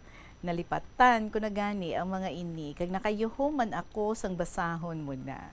Siling ko gani, no, duro pa old letters ko dira, gani medyo nagminor ako sa pagsulat. Pero subong, ari naman si student mom, second letter ko na ini, subong lang nga aga. Mapadala ko na ang mga ini kay Gracious dira sa Bombo sa Sunday. Tita, if ever people will ask me why I am happy in life, my answer will be an unshakable faith in my Redeemer Jesus. Each and every one of us is invited to store up treasures in heaven. Siguro, nami inyo balay, may car, money, and own numerous possessions. Maybe, dira nakafocus ang inyong time and efforts. But our Lord asks us to examine the focus of our hearts. Mga nanay, basit na focus na lang ninyo ang inyong time sa bilog nga adlaw sa mga household chores. Luto, laba, linis ng bahay, care for your husband and children. Kag malipatan nyo na nga ara si Lord nga nagabeg man sang aton time or attention. Abi, kadto iman si Mare sa pihak balay nga napatyan sang bana, bring something for the family. O kung wala-wala man kita, say comforting words to her. Pray with her for a moment so that together you can praise the Lord even in sorrows. If someone is in tears, a greeting, encouraging word, listening ears, or a heartfelt prayer is most welcome. Nadumduman ko tita, sang dito pa kami sa Capiz, sa Pontevedra. Napatyan sang husband ang amon nga kapitbahay. Sole breadwinner siya sang family. Gani, it's a great loss for the whole family. Sang malubong na iya husband, wala ko na siya nakita nga nagagwa sa ilang balay, ang wife. Sagi lang siya pangasubo kag maghiribion. Isa kahapon, ginbisita ko siya. Wala siya kapaligo o kahimos sang iya kaugalingon. Doon natahap man ako maglaygay sa iya, kay tama siya katigulang kumpara sa akon. Gani, ginkaptan ko na lang ang duha niya kakamot kag nagpray. Ginpangayo ko, nga tani, hatagan siya ni Lord sang kaisog, agud at ubangon ang bag-o niya nga kabuhi. Subong nga isa na siya kabyoda. Nagahibi kami nga duha sang matapos amon pangamuyo. Gin-embrace niya ako sang hugot kag nagpasalamat. Nabatyagan ko nga nagaganhagan ang iya nga ginabatsyag. Ginistorya ko sa iya nga sang nabyoda si nanay, amuman ang iya nga nabatsyagan. Pero, bangod sa amon mga prayers sa Ginoo, ginpakaama ayon niya kami, kag nagpadayon sa kabuhi, bisan wala na si tatay. Kag wala kami, ginpabayan sang Diyos. Tita, all around us are people who need encouragement. Through a kind word or action, we can strengthen their faith in God. Te, kamudira, basi may mga people sa inyo palibot who need some care and attention. Go and comfort them. Say encouraging words. Pray with them and show them that you're there to give a helping hand. Try it, and God will be with you in helping others to regain faith in life in the Lord. Heavenly Father, help us to choose to serve you today with everything we do. Amen. Till next mail, God bless. Student Mom of Lambunao.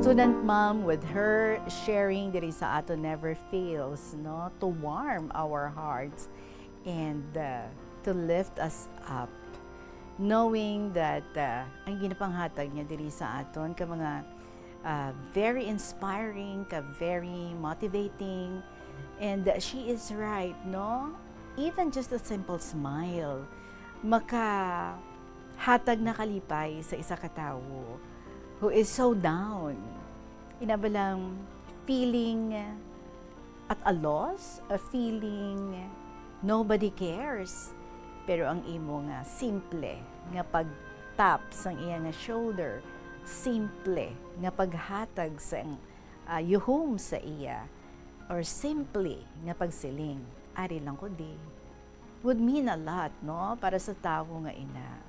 So let us be a vessel of goodness sa aton nga isig ka pareho. Let's focus on the things nga makahatag kalipay sa aton mga isig ka tawo. Not only in material things, but in some ways nga pwede gid naton sila nga ma-comfort if they need to be comforted. Nga pwede gid nga mangin company nila kita if they need a companion.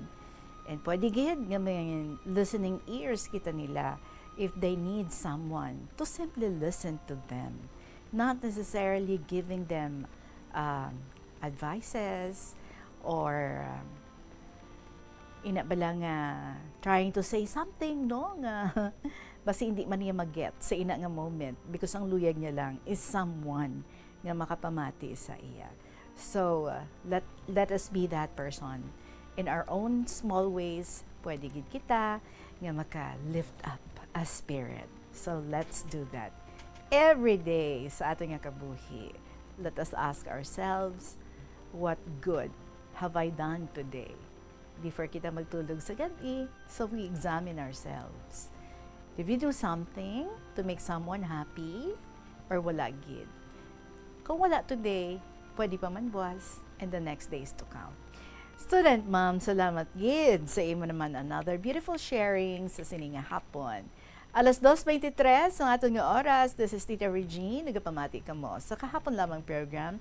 Magabalik kita with more stories para lang sa inyo. Yari ang mga household level fire safety measures nga dapat tandaan agud makalikaw sa sunog sa balay. Hindi magbutang o kung magtipon sang flammable substance o kung chemical nga makatugas ang sunog sa kusina o kung sa sulod sang balay.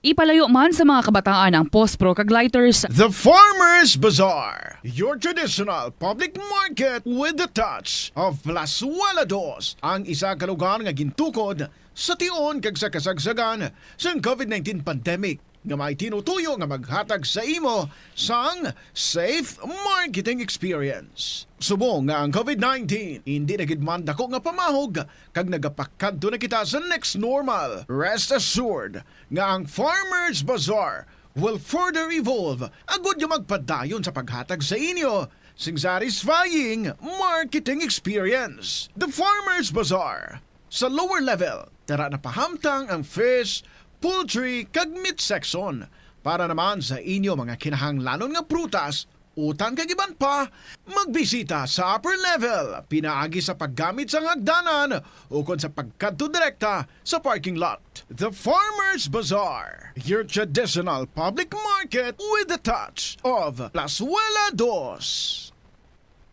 Good news! Open na ang admission application sa BS Criminology, Chemistry, Foreign Service, and BA Communication programs sa University of San Agustin.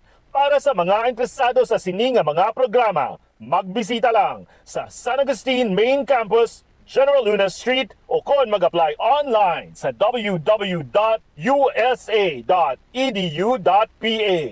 P. Ano Agustinian. Viva San Agustin! Ginakabugusan sang 71% sang tubig o kon kadagatan. Kag ang kadagatan nagabulig sa pagtugas ng tubig nga aton mainom kag hangin nga aton ginahaklo. Gani aton halungan kag imentenar ang malimpyo nga ginaagyan sang tubig kag mga kadagatan sa masunod nga mga pamaagi. Magpartisipar sa mga organisasyon o Kag ari pagid an equally inspiring man nga story kag mga sharings ang ginapadala diri sa aton in B sang probinsya sang Iloilo sa iya episode Change for the Better. Dearest Tita Regine.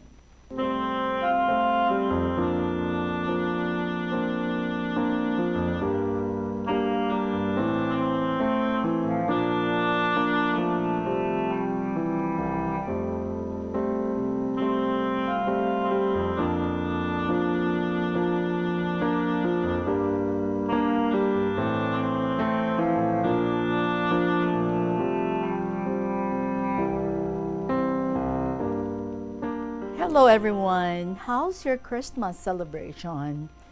Earlier, yung paniguro, no? Again, prepare or ginsulat ang inyong story. Anyway, 6 days after the worldwide occasion, we happily welcome the coming year to be bountiful, joyful, and peaceful. Hindi bala? Maayo gid nga hapon sa tanan nga makatapos ang Pambaradyo Philippines, labi na gid sa imo Tita Regine, mga amiga, amigo ko sa kahanginan. Dayan ron kamutanan, my fellow KLP lovers, episode writers, and listeners. Sa kinaandan, masinadyaho naman kita nagsug-alaw sang bagong tuig 2026. Abi ninyo, sang Sabado, December 27, aga pa nagabaston ako palibot sa balay. Kag nakita ko ang nagasarawigay nga mga siit kag hinukbong sa mga luma nga kawayan sang nagligad nga bagyo. Tuya dapit sa likod sang balay. Gingama adtong mga luma pero waay mapanghimos ang mga siit kag hinukbong. Do naglihingin ang akon ulo, maski nagakurap-kurap ang pananaw ko. Hambal ko kay Igo, siguro amo dumandya ang ipaubra naton antes ang bagong tuig. Sunod, pagpamubod ko sa akon alaga, bisaya nga mga manok kag pato, ang naguba nga atop sang andapayag, ipa-repair naman nga hindi mahimo nga kasagingan kun mag-uran.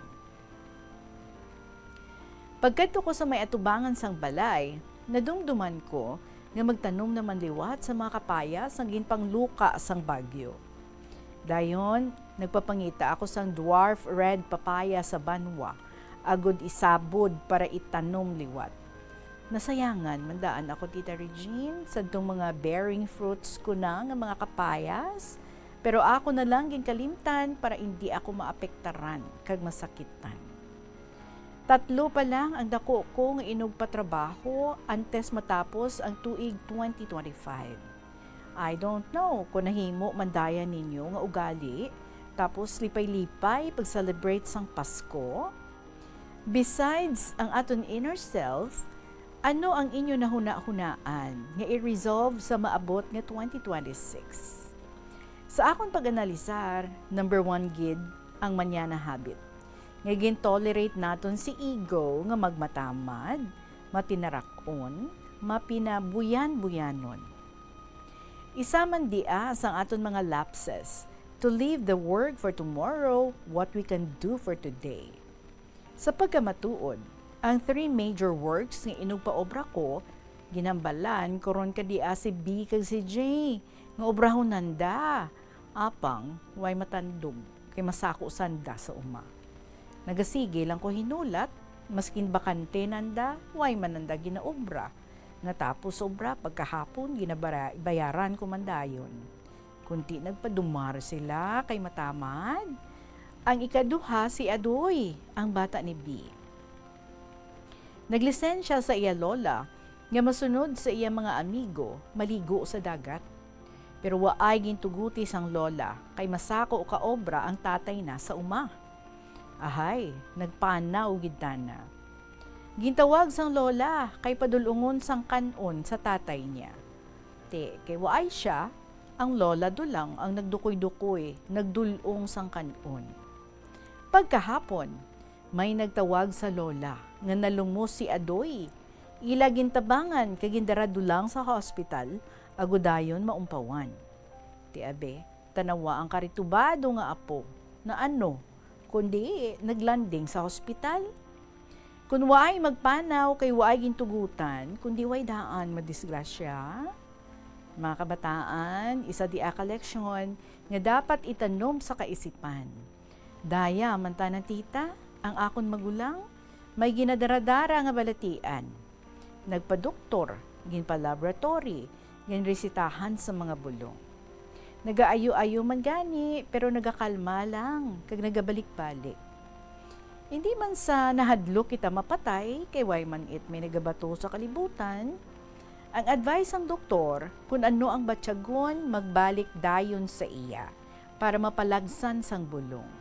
Ay, ilamdo lang, maski nagabatsyag siya, iya ginpabayan, kay kuno, makaya naman lang.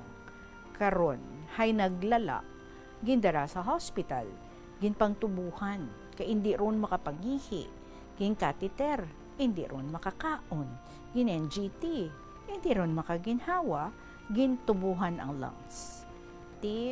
Ano dula ang itsura mo, nga puros lang gin pangtasukan ang lawas mo? Masurvive ka paayhan ka dia? Tama gid ka makaluluoy ang pobre nga pasyente. Ang lawas ng tao, gin-eksperimentuhan. Dead or alive, do nagsugal ka bala. Kamu nga folks, daw lipong man, nga nagatangdo-tando, do lang, nga ang pasyente mo mapatay man lang. Mga halimbawa lang ran sa mga nagakaratabo, nga ako mismo nakasaksi. Nga dapat, aton man liwaton, ang aton kinaugali, nga naandan, nga hindi mayad. Let us change it to a better one. Naibaluan taman, ng aton man lang kaugalingon ang magsakripisyo kung hindi mo mabuligan reforma ang sarili mo. Self-discipline ang kailangan para sa aton kaayuhan. Unta, aton paningkamuton, kung mahimo, mareforma naton ang hindi maayo nga klase sang ugali kag adoptaron ang maayo before it will be too late sa pag-abot sang bagong tuig. Ang pagkaritubado liwaton, magpati sang ginahambal sa mga magulang, kay hindi di a punishment o kung paghikaw sang imo kalipayan, kundi para sa imo kaayuhan. Ang advice ng doktor kag pari, aton man pamalandungan, pagpahanumdum sang aton kaluwasan o kung kaayuhan.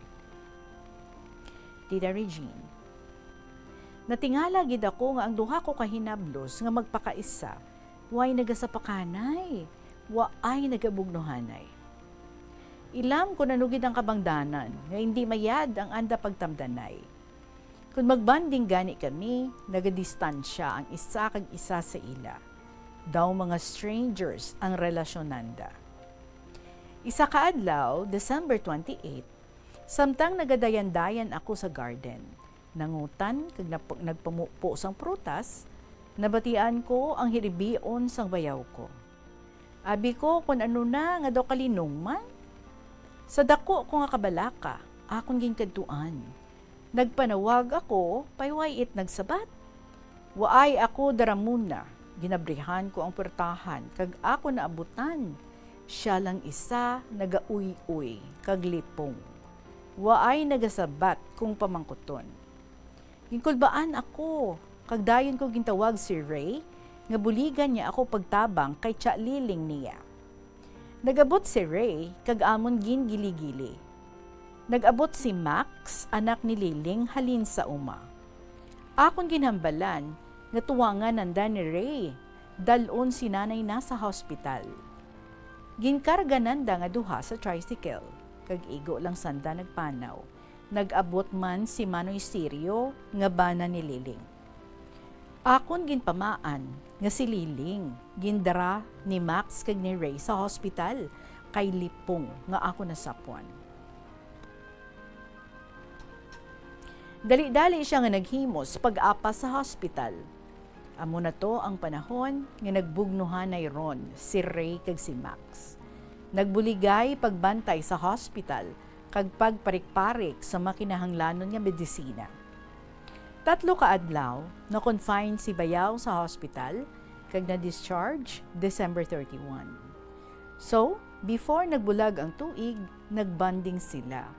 Nagka-reconcile sila nga nag-welcome home kay Liling nga nanay ni Max kag auntie ni Ray. May pamaagigid ang Ginoo nga magka-reconcile, magbalik ang mayad nga relasyon sa magpakaisa within the Yuletide season. Sang amon pagbanding, natalupangdan ko si Nay Imas nga permi lang nagakinusamod nga nagapanyaga. Akon gin parapitan kag pangumustahon. Hasta na abutan sa amon istorya, gang iya hinablo sa abroad, waay gid makadumdum sa iya. Igo lang kami nakatapos panyaga, kag bigla, nag-abot si Linda nga hinablos niya, waay magpalibak. Nagabit-bit isa kadako nga plastic bag nga puno sa mga biscuits kag candies. Iya gin pang itsa sa mga bata nga nagaharampang. Sinay Imas tana nagsigi kahibi nga ginahakos ang iya hinablos. Hambal ko, instead magkalipay kita ay nagsigiti mo kapaturo sa luha mo.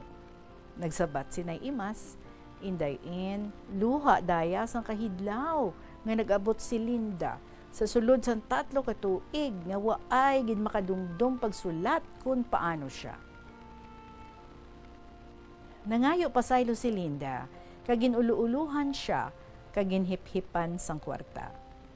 Nagpadayon ng mga bata kahampang, samtang amon gin papanyaga si Linda, kagaisa pa mag-istorya sang long story from here to abroad and vice versa. Amo nga nasubuhan ang kamingaw, kaginhuripan sang kinatawa nga waay nagabugto ang pagpangiray ni Linda. Hindi mahimo ang kalipay, nga waay sagol nga kasakit. Sa pihak nga bahin, pagsaysay na ni Linda sang iyang mga challenges and difficulties na sugata sa abroad, dungan man kami unong paghibubunot kag magperis niyon. While survival comes at the end, when her employers lessened and adjusted their superiority to their maidservant. So, paglisensya ni Linda, nga mabakasyon sa Pinas, gingawara nila dayon sa round-trip plane tickets with Christmas pasalubong sa mga himata ni Linda. Way labot sa iya nga pocket money kag allowance. Mga maayo sila nga mga ama kag amo. Tapos natiis ni Linda ang ilang mga trials. She's treated as a member of their family, no longer a maidservant. When there is sacrifice, there is success. When there is sadness, there is happiness. When there is trouble, there is peace. Being reflected to the angel's message of peace on earth and goodwill to men. Ginhatag sa makaako ang iyabugto nga anak sa pagtubos ng aton mga kasalanan sa kalibutan. Amo dia ang hindi matungkad nga pagpalangga sang aton manluluwas nga aton ginatuuhan ni Dios. Tita Regine, mag-inhale anay kita sa kadali para maka-reserve sang enerhiya. Till here and till then, thanks once again for reading. Mabuhay, malipayon tayo lahat sa KLP. A very peaceful, joyful, and bountiful New Year to all, and may God bless us all, now and forever. Very truly yours, in B, sang Iloilo Province.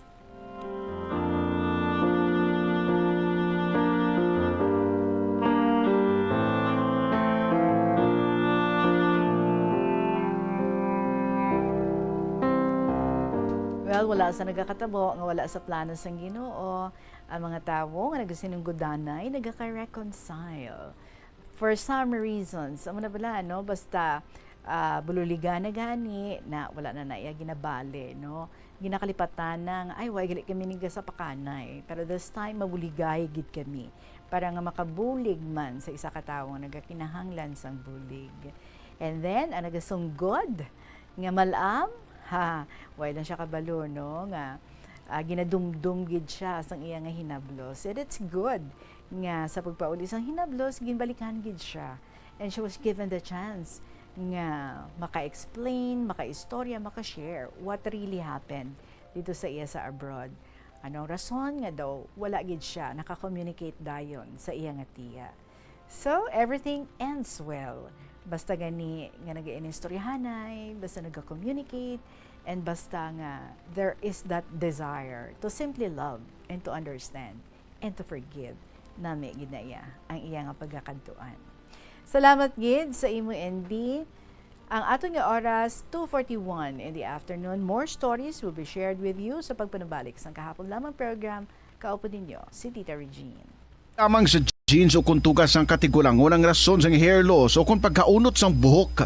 Natukiban sang health expert sa South Korea nga ang hair loss ang tuga sang environmental factors. Sa bugos nga kalibutan, nagalabot sa 4.2 million ang nagakapatay bangod sa outdoor air pollution suno sa World Health Organization. Mas sobra 90% sang populasyon sa kalibutan ang nagaistar sa populated areas, sa diin ang heart attacks, aggravated asthma, irregular heartbeat kag poorer lung function ang pila lamang sa epekto sang air pollution. Ang kasubo kag depresyon ang hindi pareho nga balatyagon. Ang depresyon ang hindi gulpiyada lang nga nagakatabo sa isa ka tawo. Masami man nga ginakabig sa mga tawo nga depressed ini bangod sa kasubo nga nagakabatyagana. Ang kasubo temporaryo lang nga Plus wala di Iloilo, Billboard of Activities for February 1 to 7, 2026. Ang Pebrero 6 among first Friday of the month. Ang 3 sa 12 ka mga promesa ni Jesus nga ginhambal pinaagi kay Sister Margaret Mary Alacoc para sa tanan nga mga devotees sang Sacred Heart of Jesus. I will establish peace in their homes. I will bestow abundant blessings upon all their undertakings. I promise you, in the excessive mercy of my heart, nga akon all-powerful love ang igahatag sa tanan nga magabaton sang Holy Communion sa First Fridays sa siyam ka consecutive months. Ang grasya sang final perseverance. They shall not die in my disgrace nor without receiving the sacraments. Ang akon divine heart amoy lamangin safe refuge in this last moment. In line with this, ginaagdang tanan nga mag-attend ang First Friday Mass to honor the Sacred Heart of Jesus sa El Puente or the Bridge sa Pebrero 6, 2026. Mag-aumpisa alas 5:30 sa hapon. Ang Technocrats Band ang liwag nga maghahatag sa inyo sa One Great Musical Show sa concert at the Plaza, kicking off alas 6 ng gabi sa Pebrero 7, Sabado. Sa tiyon sa musical show, napuno ka mga matahom nga Plazuela de Iloilo, Valentine's Edition mugs kag madamo pa nga iban ang igaparapol sa mga suki sa Plazuela de Iloilo. Sa February 8, Domingo, ginaagdang tanan nga mangin kabahin sa Eucharistic celebration nga pagkahiwaton sa El Puente or the Bridge sa among adlaw alas 11 sang aga. Sa tiyon sang Holy Mass, ipangamuyo naton sa Ginoo nga padayon niya nga tandugon ang kasing-kasing sa mga tawo nga involved sa anomalous flood control projects nga pamatian ang panawagan angot sa restitution.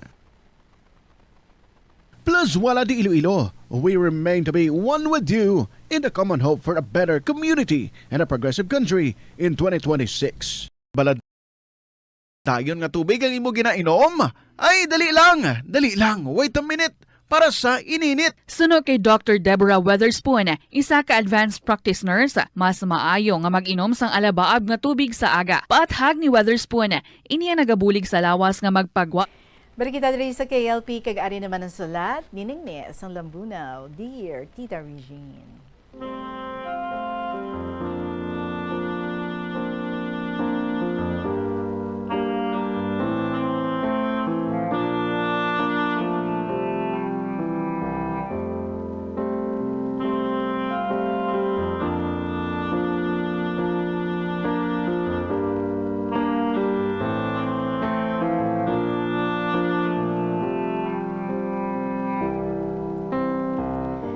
Definitely mga last year pa nino, ginsulat diri ni Ningni, subong tala nga mabasahan. And it says, "May this day be filled with joy and be glad that we are free from storm. May the Almighty God help us all be free from harm." Out na si Bagyo Crescing. Okay lang di sa amon, kay waay hangin nga baskog. Tulad, samtang gahulat ako sa imo programa, gapamati ako radyo, hambal ko, masulat naman bala ako. Galain buot ko kung hindi ako kasulat. Nagsulod sa uto ko naman, sa grade 5 ako, 11 years old. Nawili ako kahalad or pray sa Virgin Mary sa bulan Kamayo, summertime. Way man obra. Mag-alas 3, gaagto kami sa balay katiya namon sa pakaisa kag maghalad. Mag-May 15, umpisa na libod, Flores, gakanta kani sa mga pamalay. Ang among collection, ginabakal ka mga paraskwahan kung magtapos bulan. Katapusan ka Flores, may Paskwa kag may mga saot or sayaw pagtawag. Kaintra man tuod ako, pero walang nanda ako kapirit. Nagaprocession kami sa Banwa kung magmisa ka Flores kato, tulad to kada barangay na lang. Puti amon bayo magprosesyon kag magpaskwa kag magsayaw, puwerte man. Paagi lang sa gitara, banjo, violin, kag hanggod nga banjo, tulad, misa na lang, waay na ato mga florista, patay na. Amo to, do nagaamat-amat ako expose sa mga tao. Pos anay Tita Reg, to be continued rumaan kay madulong. Dumaulan man, di ko kakita.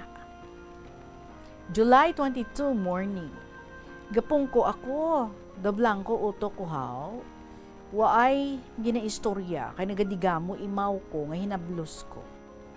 Bisan madulom, salamat lang kay way ulan kag hangin, pero kanamon, sige klase from kinder to college. Padayon sa Flores, sad to tita. Masadya, kay pagkagabi, masadya gid kay may jam session. Wa ako kaintindi kung ano ay gali, baile, kababae, kag lalaki, gakup anay, kag sinaot. Hay waay gid ako ga-entra, kay hambal ko, pagkaaga, kit anay ka mo, hehe. Nami imo kupo-kupo sa isa ka lalaki. Sa tulad, lain duman nga style sa bailihan kung may mga fiesta. Sinaot lang kuno sa tunga, waay paris-paris, kung sino lang kuno. Sa una, waay mga drugs. Paitulad, hindi mo mapabayaan mga bata, ang mga babae. Maggrupo sa mga lalaki. Kay basi, lain maabutan na. Ang mahambal ko lang, mag-eskwela gid, kag makakita obra, para sa anda ng mga boss damlag.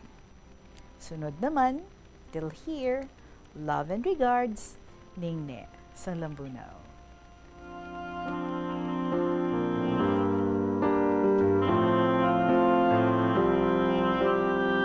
Why naging magbaile, subaw no, kag jam session. Kay disco na ang term. And then you're right, hindi na kinanlan nga magparis-paris. Gid, subong nga, bisan sino na lang ang paris mo. Bisan babae, bisan lalaki. Or kung kay isa, no, nagapatunga, grupo-grupo. Kag magsinadya. Wispaki. Importante, enjoy.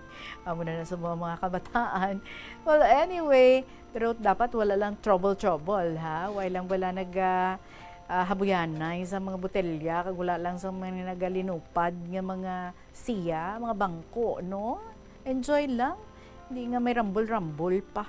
Anyway, salamat, Gid. So at least, experience mo ang mga pag-flores-flores, ang mga pag-saot-saot nimo. At least, why ka man na zero, no? Sa sina nga experience. Kay, well, until now, ang Flores nga celebration naga-continue, Gid. Ang mga kabataan, sige gihapon sa pagpangita sa mga bulak, lalaki, babae, kanami, no? And then nagapangamuyo, tapos nagahalad sa ilang mga bulak, kag sa ilang mga prayers kay Virgin Mary. That's every month of May, bulan sang Flores de Mayo. Salamat Tid, sige share mga ini, magapanubalik kita mga kabombo, diri gyapon sa kahapon lamang program, kaupod si Tita Regine. Hindi ako ne. Kada 39 segundo, may isa ka tawo nga nagakabiktima bangod sa paggamit sang computer. 8 ka milyon sa kada tuig ang ginaatake sang hacker. Likawan ang mangin isa sa biktima, mangin mahinalungon sa mga ginapanghatag nga impormasyon, protektahan ang kaugalingon, paggamit sang internet pasangkaron. Ini nga pahanumdom ang ginadulong sa imo sang the #1 and most trusted radio network in the country, Bombo Radio Philippines. Basta Radio! Bombo! Ano bala ang dapat tandaan sa tion nga magbiyahe agod mangin hassle-free ang bakasyon? Yari ang pila ka mga tips. Una, i-check ang health kag travel alert sa napili nga mga lugar. Ikaduwa, magpili. Level up your future with USA.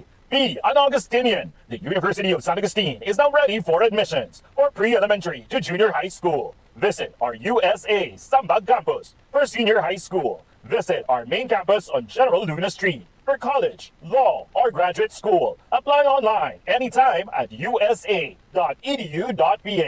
One choice, endless possibilities. Be an Augustinian. Mag-enroll na sa USA. Viva San Agustin! Kwarta ang paghambalan, apesar limitado ang imo abilidad nga mag-invest, ang gamay nga contribution sa investment accounts ang makabulig sa imo nga maggamit ang earned money nga maka-generate sang dugang nga income. Ikonsiderar ang pagbukas ng retirement account o kun iban nga investment account. Last letter natin for today is from Lola Amparing. Old letter pa niya ni Lola Amparing, but anyway, ginatagaan natin lingwa. Kaya ginabasa agad. So magandang araw sa inyong lahat at sana sa mabuting kalagayan at kalusugan ang lahat na mahal kong mga kasamahan. Again, taos-pusong nagbabati ako sa inyong lahat ng masayang All Saints Day. November pa ang ininga letter. Mahal kong Tita Regine.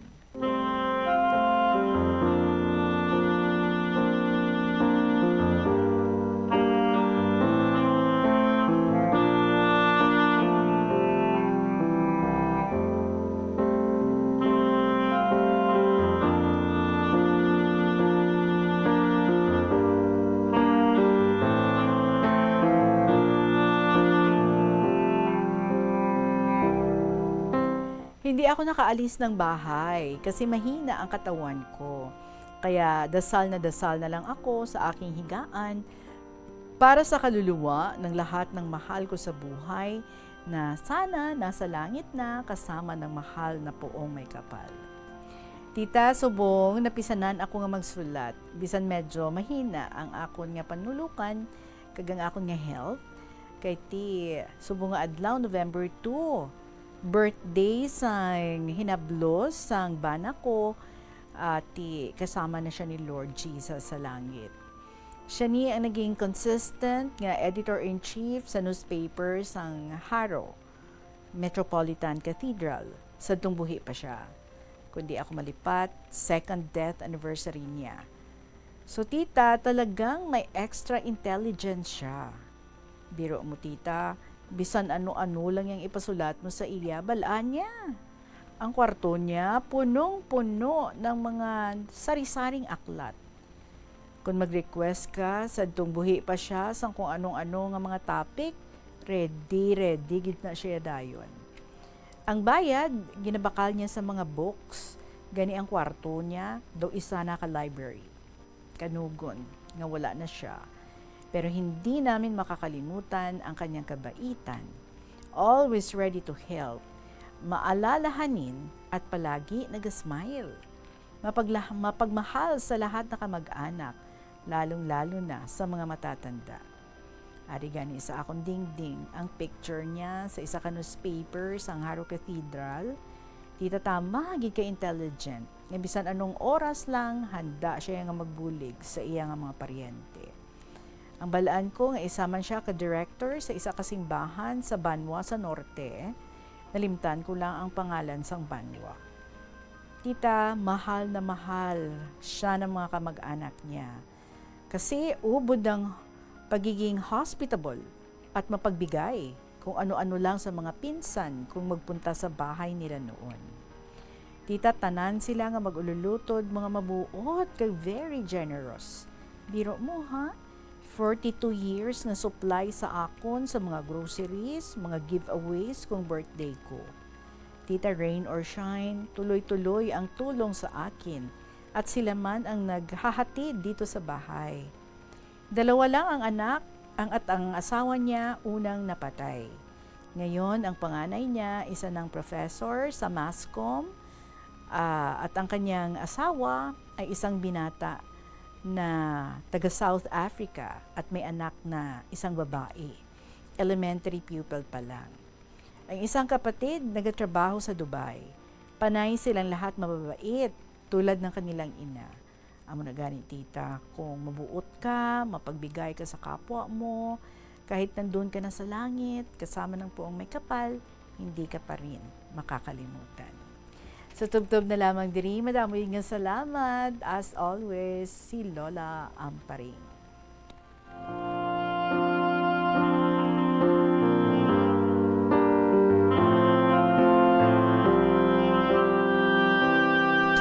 Lola Amparing, salamat for another sharing. I hope okay ka na subong ha. Ang imong health is good na good. Manog 97 years old si Lola Amparing this coming April. Sa inyo man yung mga istorya dira mga kabombo, you may share your stories through email sa bombo_iloilo@bomboradio.info or sa gihapon you write your stories and then you send sa kahapon lamang program DYFM Bombo Radio Iloilo, Sky City Tower, Mapa Street, Iloilo City. Buwas naman sa atang liwat nga pagbalikay, mga beautiful stories ng ating igadulong sa inyo. For the meantime, nagasunod na ang mga dramas every afternoon tuyang Ermitanya Provincial Jail, kag ang Dear Diary. Madami nga salamat sa inyo. Sa gihapon, ininyo alagad si Tita Regine para sa kahapon lamang program. See you tomorrow. Good afternoon and God bless.